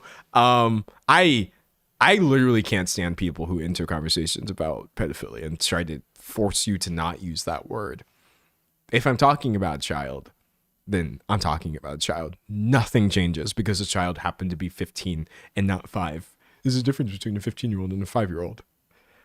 We're never going to be okay until all of these people just stop with their platforms. Someone said one thing D'Angelo's going to do is introduce me to new words. I actually think that this idea right here would like curb like over half of the online arguments I see are people arguing about words that obviously have multiple meanings, even if the meaning that's being used is not one in Merriam-Webster. It's commonly accepted to the point where I think it still makes sense. Reading chat. Someone said, can we acknowledge that we don't need 3 different words for something that shouldn't exist?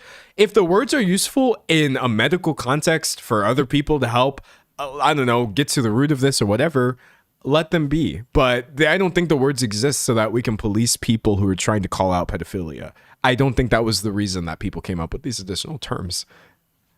I'm not a psychiatrist, but that's just me going off of this. Reading chat. Someone said, I don't know what we're talking about. I just joined, but I'm 20 and I still feel like an idiot. We were talking about Russell Brand saying some really nasty stuff. And then we were talking about the person he was talking to, Megyn Kelly, saying some really nasty stuff and normalizing things that should not be normalized. And then I shared one of my biggest pet peeves, which is when people try to get real semantic about when you're trying to call out nasty things.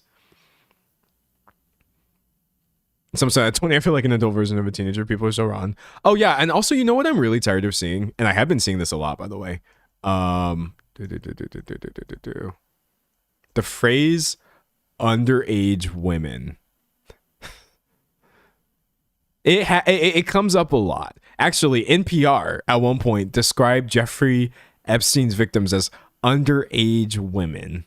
You see this right here. This group saying, please stop using the term underage women. Jeffrey Epstein and the myth of the underage woman. What are you talking about? Any attempt to refer to a child without using the word child is immediately alarming to me. Why are you not saying girls? Why are you not saying children? Why are you using these adultifying words and trying to downplay the fact that this person is a minor? There is no human alive is an underage woman. You can't be that. That's not a thing that you can be. You can't be an underage man, right? Like you are either honestly a child or an adult. And the phrase underage woman is crazy. It's so scary. Someone said they're using soft words to lessen the damage. Yeah, no. But yeah, no, like these are girls. It doesn't get more specific than that. You don't need 2 words to describe this. But this is why people don't take, sorry. I'm getting a little bit heated. It's literally just like, you would have to start by changing the language and admitting that these things happen in the first place. But people won't even admit that it happens because they won't even say it. They won't even say it. And it's just frustrating, honestly. It's frustrating. Someone said underage means child. Yeah. But yeah, no. Screw Megyn Kelly for even platforming Russell Brand. And look what he goes there and does. Spread the same nasty stuff that she herself is responsible for perpetuating. Gross. Gross. Someone said this is a topic that makes sense to get heated about. It does, though. It does. Someone said, I hate being called a young woman. I'm a girl. Say it. Don't try to make me more grown than I am. I'm a teenager. I agree with that, by the way. I only was ever called a young man. But I'm not going to lie, though. Like, people in general, even when they're being well-meaning, they adultify the heck out of kids. And it's really sad. Like, I remember all of my siblings and just me being younger. And the adults in their life would see us. And they'd be like, oh, look at you. You got taller now. You're a little man now. I was 12. I wasn't a little man now. I was a baby, essentially. In my mind, sorry, 12-year-olds. They're very young. But like, I was not a little man now. I don't think that's useful things to like reiterate or like put out there in the kid's head. Now, granted, many of the people doing this are not doing so maliciously. It's just very normalized language. This idea of like, it's a very normalized idea of like trying to hurry a child out of childhood and into the big wild world where they're an adult now. And it's like, no, dog, give me all 18 years. Give me every single second of every single minute of all 18 years to be a child. I deserve it. But alas, what can you do? Someone said 12-year-olds are babies, correct? 12-year-olds they're so young. They're so young. It's wild, dog. Someone said I was treated as an adult and that's how I acted. Well, okay, yeah, we didn't even get into the fact that when they start treating you this way, then you start internalizing it and actually start feeling like you have to be this way. But that's a whole other thing. That's a whole other thing. Someone said yes, or when people say you're a young woman and you're 14. Yeah, no, that is odd. It's bad. Don't do it. Don't do it, dog. Someone said it's when men used to flirt with me thinking I'm 16 and get disappointed when I tell them I'm 31.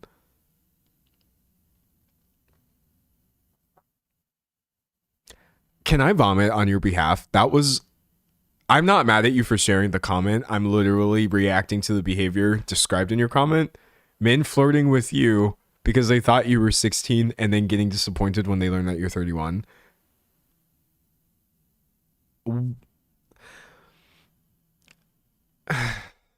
Remember the dinosaurs and how they're not here anymore. Sometimes I think like, what if we just had a dinosaur moment? Just a little bit of a dinosaur moment. You know, would it be so bad? That's super gross. That's so gross, dog. That's nasty, honestly. Yeah. At least, this is going to be clunkily worded, but at least you were 31 and not 16, even though I'm sure things weren't better when you were younger. But yeah, what? God, that's so weird. That's so weird. Someone said it's so universal. That is nasty. That's this is a no for me, dog. Someone said, as a 30-year-old woman who looks much younger than I am, that is a very common occurrence.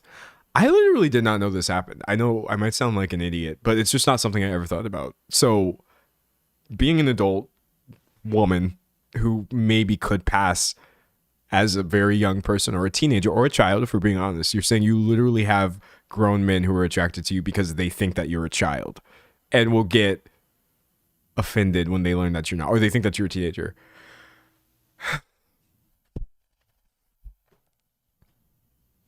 Okay. That's unfortunate. Someone said it happens all the time. I believe you. I literally believe you. I have no reason not to believe. It makes sense. It makes a really gross kind of sense. I just never thought about that. I've never been a young looking woman per se, but oh god, that sucks. That's so gross. Well, I don't have a follow up. Thank you for sharing your experience. That's all I've got, dog. Someone said I was catcalled on my way to school. It literally ruined my whole day, and I couldn't focus on lessons. That's gross as well, and I'm sorry that happened. Catcalling is never okay, literally. No, yeah, what? And then you're on your way to school, no less. So weird. Reading chat. Sometimes I have a baby face, it's like I'm a singer for younger, and this is disturbing the disappointment when my age comes out. Yeah, if you get disappointed by the fact that someone's not a child and you were expressing interest towards them, you freak. Just no freak. I shouldn't use the word freak because there's nothing wrong with being a freak. That's a good thing. You're just gross, disgusting, honestly. Some men used to stop their cars weirdly and follow me on my way home from elementary school. Grown men are weird. Unfortunately, I'm gonna tell this story. It's a really gross and weird story, but it did happen. This is the truth. We were all out shopping. It was like me, my mom. I was a child. I was like maybe 11 or 12, maybe something like that. And I was kind of, I mean, I was like, I wouldn't say tall for my age, but you know, I had some height on me, I guess. I might have been the tallest person there, is what I'm saying. I was taller than my mom, and certainly taller than all of my siblings who were like 6. No, hold on. I remember the ages now. Actually, I remember them really, really vividly. I think that I might have been like sorry, chat, give me a second. It's kind of hard to recall off the top of my head. Yeah, I was 16. And I think my sister was 9. And essentially what happens is we were doing our shopping, going through the store, picking up our stuff. My sister was there, just however 9-year-old dresses. I don't know, whatever. Nothing weird at all. But like, I guess I don't know. There's no real reason that would be valid. Like, this dude was following us and just staring at my younger sister, who was 9. And obviously 9. And it's, dog, we were all just so thrown for a loop, and my mom didn't really like know what to do either, because we don't know what this guy is gonna do or trying to do. So she herself didn't feel comfortable saying something, but she told me at 16, like, D'Angelo, can you please go tell that man to stop following your sister around? Now here's the thing. I think that's fair. I don't think there's a right answer in that scenario. I don't think that my mom should have to go do something that's like super crazily unsafe. I think that she knew accurately that a man like that was much more likely not to react with any sort of weird violence if he was approached by a man, as opposed to someone like my mom. And so I really didn't want to do that, but I did want everything to stop. And I was like, no, I understand. And yeah, I went up there and told him. It was such a weird conversation. It wasn't even a conversation. He didn't even say anything. I just said, hey, you guys stop following us.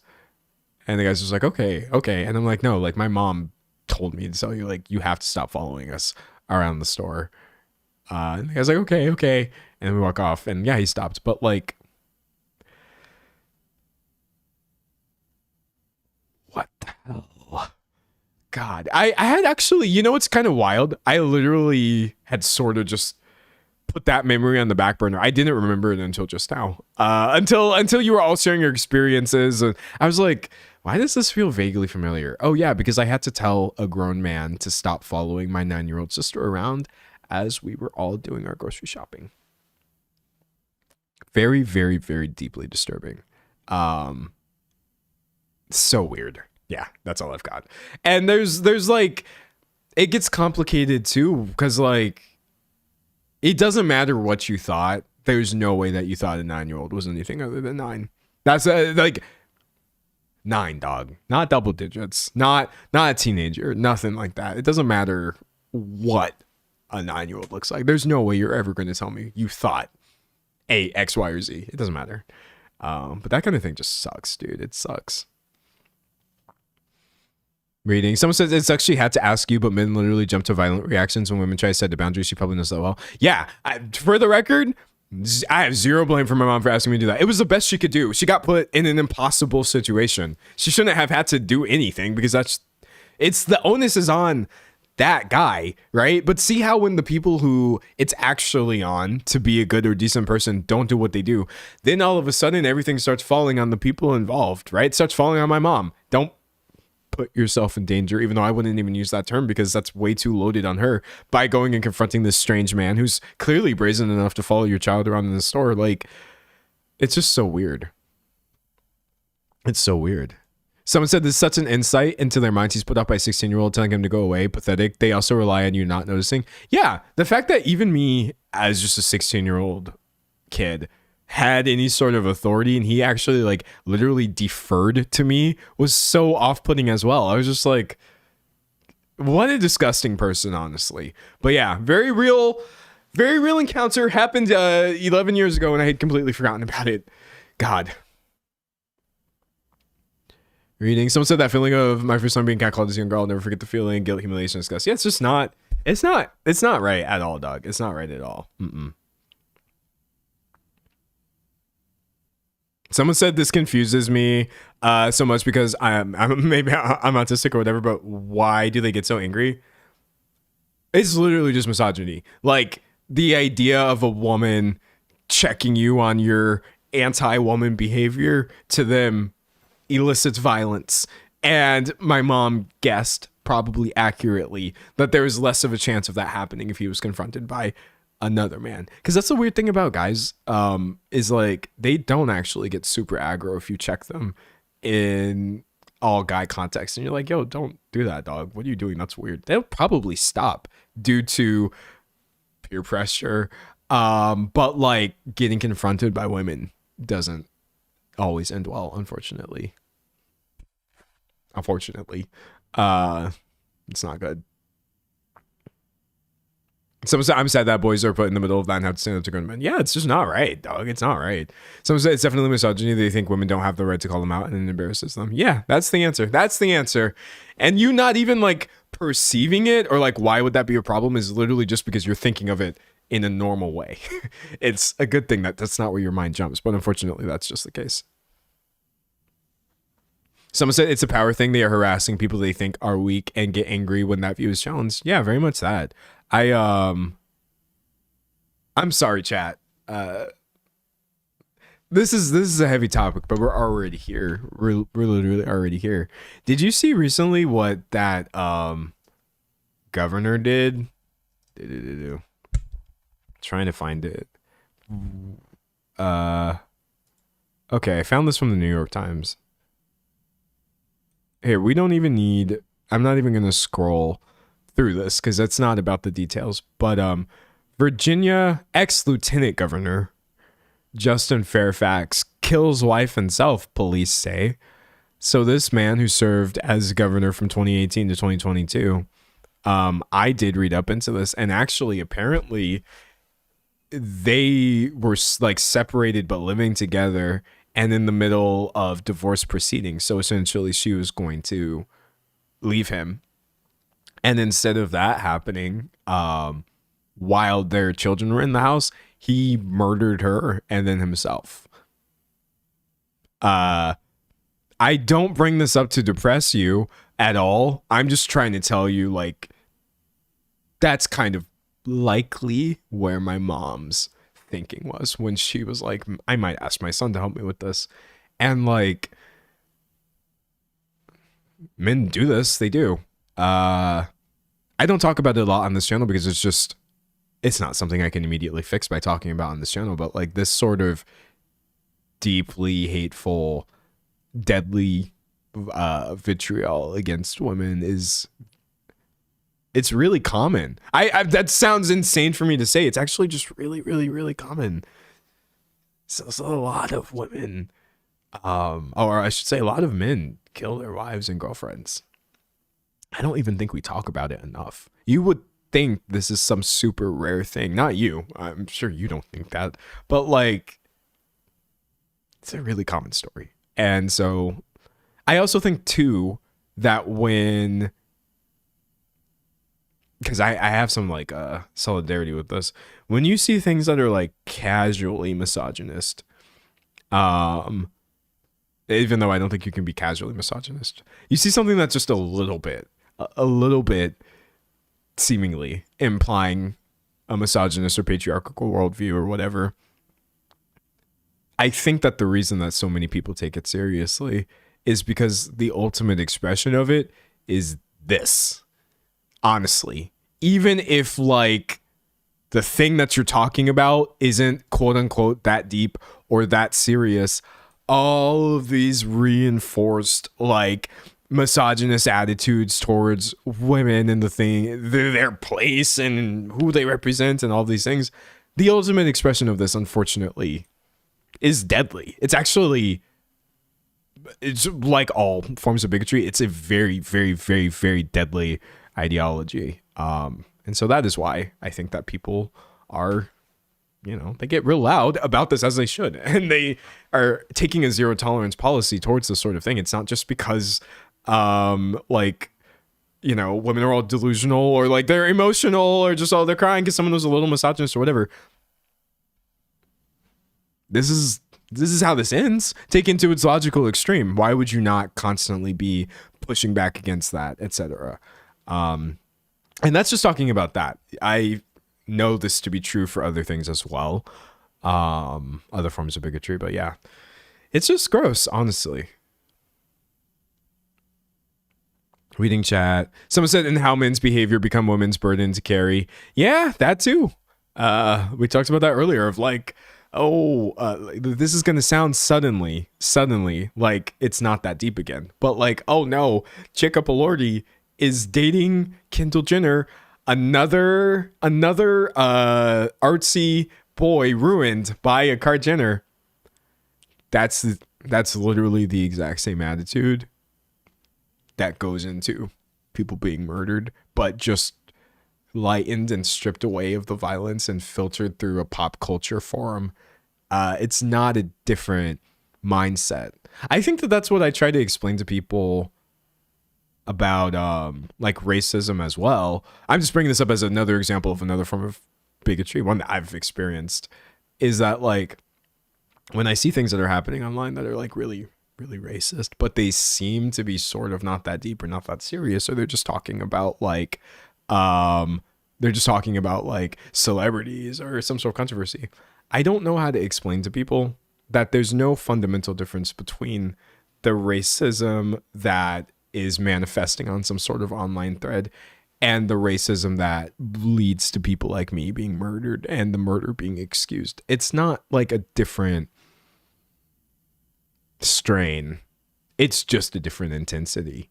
I think that's the thing that people don't seem to realize about bigotry. And then you have people like me sometimes getting really like, we would really rile people up by just pointing out bigotry where it exists and getting called, oh, you're too woke or you're an SJW or whatever. But I'm just like, why do we casually want to be spreading the same rhetoric that ultimately is used to justify killing people? Even if it's just online. I feel the same way too about like trans issues, like the human rights that trans people have continually been fighting for. It's the same thing, honestly. When you're in a forum being transphobic because you think it's funny to misgender somebody, it's the same attitude that goes into, unfortunately, trans people getting their human rights legislated away. You don't have different thinking than the people who are doing this. You're espousing maybe like 1% of it instead of 100% of it. It's just why that entire form of like, sometimes people try to claim it's humor or whatever. It doesn't work. It really doesn't work. You can't take things at which the ultimate expression of them is violence against the marginalized and dial them back to 1% and expect me to laugh at them. I will literally always call it bigotry. It doesn't matter how comedic or unserious or jokey you think it is. And I don't know how to like explain that to some people. I think some people refuse. Well, my chair. I think some people like refuse to believe that, or they genuinely think that there is a difference. And I'm just telling you, there isn't one. There's not one. There really isn't. Reading chat. Someone said, I hate the term too woke. Yeah, there's nothing more of a there's no more bigger red flag to me than like someone claiming that I'm actually genuinely being too woke. Cause I'm just like, really? You only ever say that when I'm saying we shouldn't be bigots. Someone said, I'm woke and I'm proud. Yeah, you should be. At this point, if you're not woke, what is you doing? What are you doing? How could you possibly not be looking around at this world? Like, it's to your benefit to be woke, honestly.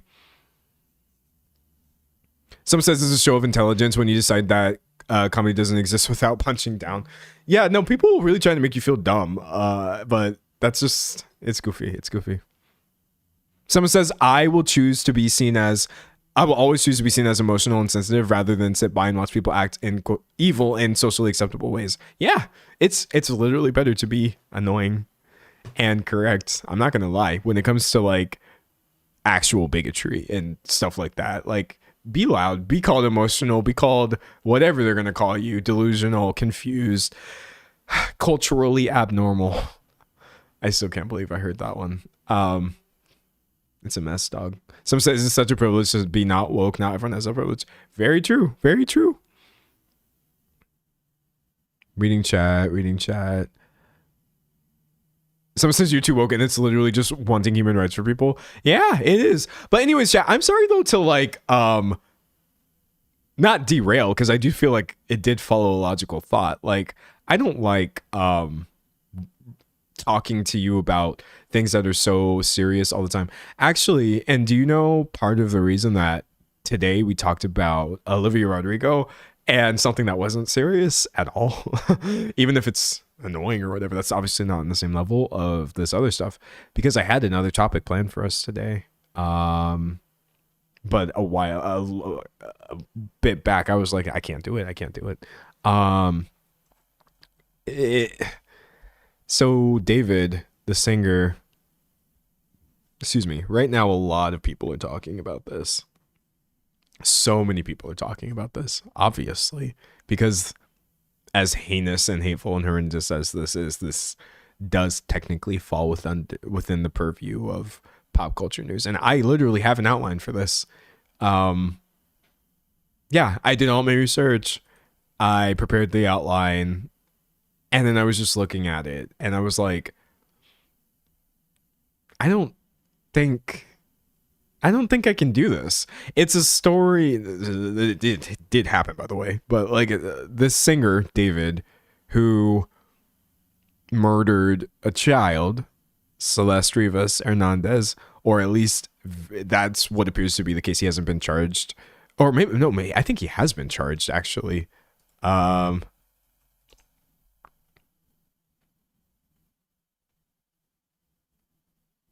Yeah, he is. Okay. David has been charged with killing this child who he was also in a relationship with. And like, I just genuinely, I don't know. There's just nothing to say. I think like I was going to try to make, obviously, like I talk about topics for a reason. I was really going to try to make a point here, which is the same point that I said earlier of like the ultimate expression of like ignoring misogyny or normalizing pedophilia and all these weird things is honestly people dying. But it was just too much. But just because I'm not talking about things like this on stream doesn't mean that things like this are not important. Like, I'm going to be honest, this is something that is still worth talking about. You know what I mean? Someone said charged but not convicted, unfortunately. Well, everything is still proceeding, right? I don't know the exact details of it. But yeah, no, like, this... Nah. Someone said charged in 40 terabytes of evidence. Yeah, apparently there's just a lot for them to go through, including his chat logs and streams and relationship with this person and all of this, and he seemed to be quite unremorseful as well, just due to certain ways he was acting, which is very, very odd. And here's the thing too, that if I was to make this point, one thing that I think is really not helpful is a lot of people are approaching this as like David is like, he's like a monster. David's literally a demon. You know what I mean? Like he's literally just like subhuman scum.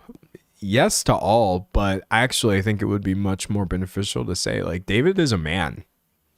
Really. I don't think it's super useful to ascribe behavior like this to being on a level that is so unattainable by your average person that like it makes you uniquely, it's almost supernatural, demonic, mythical. This is a thing that people do. It's heartbreakingly not an uncommon story. So I guess if I had anything to contribute to this, it's maybe don't spread this idea that like David himself is some sort of uniquely evil, you know, like we've never seen anything like this. Yes, we have, unfortunately, so many times. It just does not happen on the scale where the person who did it happens to be a really popular singer. Someone said there's so many cases of women murdered like this on a daily basis. Yeah, women or girls, like in this case. That's very unfortunate. That's the worst thing about it. But I just didn't feel like me actually going through the details of what happened in order to make this point. It didn't feel respectful to me at all, honestly. There's nothing for me to say. I don't want to share the details of what happened to this girl. It's not going to achieve anything.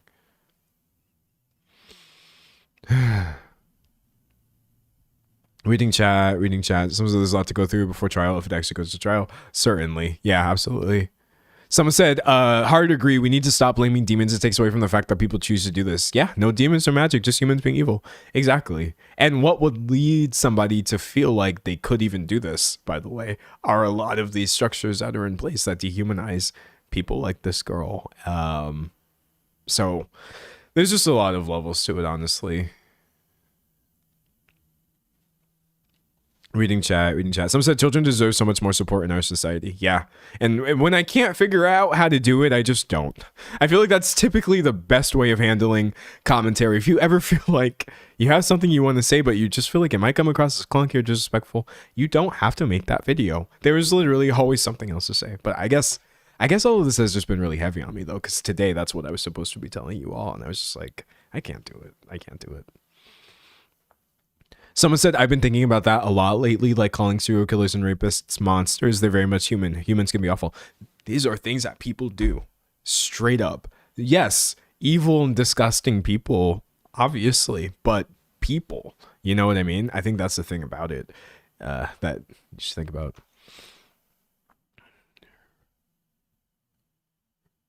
Someone said male loneliness, I'll put quotes around that, has been studied and written in articles, but femicides, which have been on the rise, are ignored. I agree. That's literally just true from what I see. You get all these articles about coddling men and just like, oh no, the loneliness epidemic, the crisis that we're under, and men are struggling. Are men okay?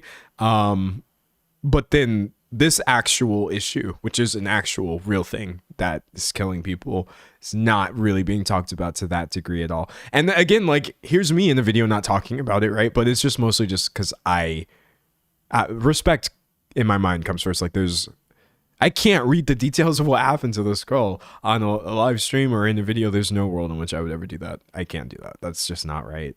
I can't believe it's just not right. Reading chat. Someone said, thank you for saying that. It felt wrong when people called him a demon or monster because, yeah, what he did was horrendous, but he's still really human. Yeah, very much that. Also, I'm going to purposely shift into another topic because I think I made my point. Demons and monsters are awesome.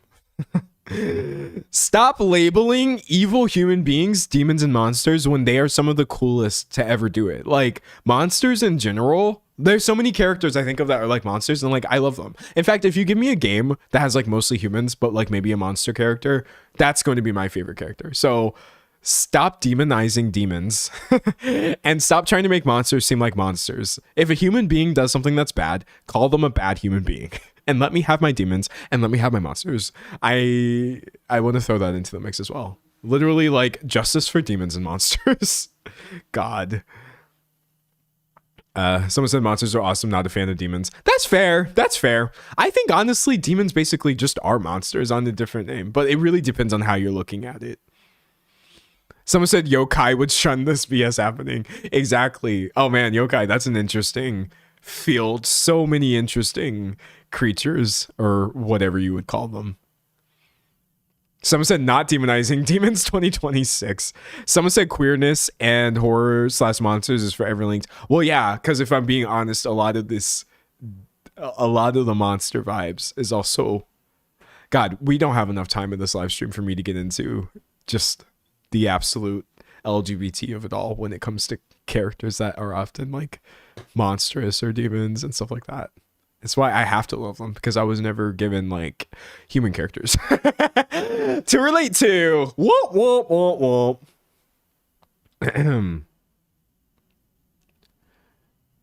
Reading chat. Someone said, I love monsters and demons, but not evil white men.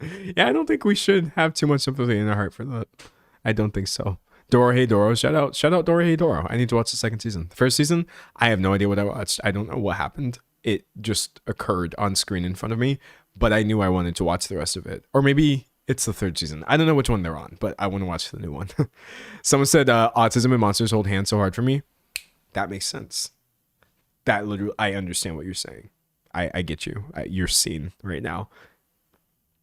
Neurodivergent themes. Yeah, no, that's very true, dog. Because honestly, society will treat you like you're some sort of monster just for not expressing things in the same way that other people do in society. And it's cringe. It's painful, and you'll wind up getting shunned just like the monsters do. You know, you can really go deep into that. Somebody should make a video essay about that. Somebody who is smart. Someone said, is Beef a good show? I loved season 1 of Beef. I haven't watched the second season. I thought season 1 of Beef was it was so good to me. I really love that show. Also, Beef, if I remember correctly, season 1 had one of the greatest, most helpful definitions of depression that I've ever heard. Even though I may be misquoting her, but Ali Wong's character in Beef is trying to describe how she actually felt in a depressive state. And she said, you know, the ground, she's gesturing towards the ground. She said, it feels like that, but up here. And I was like, I literally felt like somebody had just like reached into my brain. I was like, yes, this is what I've been trying to say. Like 20 odd years, 25 years of me trying to explain what a depressive state really feels like. It really does sometimes just feel like that. If that doesn't make sense to you, that's okay. But that is exactly how I often wind up feeling at my lowest points, honestly. It really, really does, dog. It feels like that. Someone said Phineas is doing the music for season 2. That's cool. Phineas is a really great producer. Someone said, have you seen the trailer for the Vampire Lestat? It looks crazy. Yeah, that's going to be interesting. I think I watched the first 2 seasons of Interview with the Vampire, and it was really good. Someone said Beef is so good. Totally recommend. And Baby Reindeer. I don't know if I'm ready to watch Baby Reindeer. Oh my gosh. I don't know, dog. I don't know. Someone said that's such a beautiful way of putting it. It's so beautiful and so simple. It made so much sense. Like the actual contradiction and conflicting feelings, I feel like were summed up pretty well by that quote, honestly. Someone said Lestat, the diva that you are. Yeah, no. I feel like a lot of y'all would probably like Interview with the Vampire if you've never watched it. Because it's campy, it's fantastical. It's actually kind of hard to watch. Because it's about an abusive relationship. That's not like spoilers, it's literally just about that. And Lestat as a character, oh man, no. But like it's actually portrayed pretty well, I thought. It's portrayed pretty well, honestly. Reading chat, reading chat. Someone said watching the Interview with the Vampire movie again after the TV show was such a whiplash. Yeah, the movie. Oh, you mean that older movie? When is that from? The 80s, 90s? A lot different. And in that movie, you get like Kristen Dunst as like a baby, which is so funny. Hold on. Interview with a Vampire. She plays. Is her name Claudia? Yeah, okay. This is really funny, but I know Kristen Dunst for like her later roles, obviously. But you get to watch the old Interview with a Vampire movie, and you have her playing like this monstrous vampire girl character. It's so funny, and I'm gonna be honest with you. This is a great performance. I'm serious. She gave a great performance. I say one of her best performances. Even though she has a lot of those, obviously. But yeah, it was pretty great. Reading chat, reading chat. Someone said, y'all haven't been talking about the movie. Oh, sorry. Lack of context. There's an AMC show called Interview with I don't remember. Vampire. The Vampire. Yeah, okay. It's this AMC show that I think many people are talking about because there's a new season of it coming out. And it's pretty good. And it's set in Louisiana, and I'm not cringed out by it. As half of my family's from Louisiana. Half of my family's from Louisiana. We're talking right outside of Baton Rouge. Not even talking like in it proper, just a little tiny place where if I said the actual name of the place, it would literally instantly dox them because barely anybody lives there. And so I get really, really, really picky about depictions of Louisiana and pop culture. I get mad a lot of times. I'm just like, this is horrific. Y'all are doing a terrible job. But honestly, Interview with the Vampire did a pretty fine job depicting Louisiana, if I remember correctly. Someone says shout out Baton Rouge. Yes, shout out Baton Rouge on God. Look, I like Louisiana as an institution, like as an idea. It's a very complicated state though. And I'll leave it at that. But yeah, I've been to Baton Rouge, I've been to New Orleans, I haven't been to too many places in Louisiana, but like I was deep in these places, dog. I was like, you would feel like you were lost if you went to my grandparents' house. You'd be like, am I in the middle of nowhere? And I'm like, nah, you're in redacted small town outside of Louisiana or outside of New Orleans, Baton Rouge, all these places. Like, hold on, wait, let me see the population.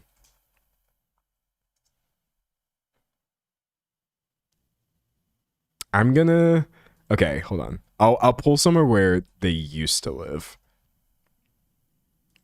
I don't even know how to spell this. Oh, here we go. Okay. This is not where my family lives now, so I'm not doxing them. But have y'all ever heard of Gramercy? I think when people think of Louisiana, they think like, going shopping in New Orleans, or like all of these things that you can do, or like Mardi Gras, obviously, and all these amazing like cultural events and stuff. What do y'all know? What do y'all really know about Gramercy, which has a population of less than 3,000 people? The entire place is literally, it's like 2 miles big. But they have a mayor, I guess, or someone who is responsible for them. This is literally my experience with Louisiana was like tiny, small, out of the way places. Like, oh yeah, we're from Gramercy, we're from insert all these other places. Like, no one was actually from the big places. And even the place that my family wound up in was still tiny towns in Louisiana. And let me tell you, you don't know fear until you've been in a tiny town, Louisiana. Like, it's a beautiful place, but it's also very scary. I'm not going to lie to you. I'm not going to lie. Someone said my grandparents live in a town with 700 people. It's crazy. Like, y'all should just don't go to a small town. Don't bother the people there. But like, I feel like everyone should have the experience of living in the small town or staying with family in the small town. It's such an interesting experience. Someone said I'm from Louisiana and I've never heard of Gramercy. I believe you. Nobody has heard of this place. Excuse me. My school is as big as that town. There are literally definitely universities that are likely larger than Gramercy, which is wild. Some say I grew up in the 9th ward. Oh, in NOLA, let's go. That's wild, dog. Yeah, no, once you start getting into like your wards, once you start getting into your parishes, we don't have parishes in other, or I mean, okay, I know a lot of places have parishes, but Louisiana has a unique relationship to parishes that you don't really see in a lot of other United States is what I'm trying to say. Like what you really know, what y'all really know, y'all know nothing. Y'all know nothing. And also, can't nobody tell you nothing when you're from Louisiana either. They really can't tell you anything because everybody there really thinks that they're hot stuff, and they are. Do not mess with anybody from Louisiana. Don't do it. You think they say don't mess with Texas, and it's true. You really shouldn't be messing around with people from Texas because, brother, you're gonna get jumped. Do not dare mess with anybody from Louisiana. Absolutely not. No, dog. Reading chat. Someone says 4:05. It's 4:05. Oh no. Okay, well, anyways, chat, I have to leave. I had fun though, and don't worry, because I'll be back. If you love the streams as much as I do, Tuesday, Thursday, Saturday, you already know how it is. Maybe I'll show up on time. Maybe I won't. Find out next time on the D'Angelo stream. But yes, thank you. I thought this was a really great stream. Definitely a mix of serious stuff, a mix of goofy stuff, but you know, it is what it is. And I will see you all later. Bye, everybody. All right. Gonna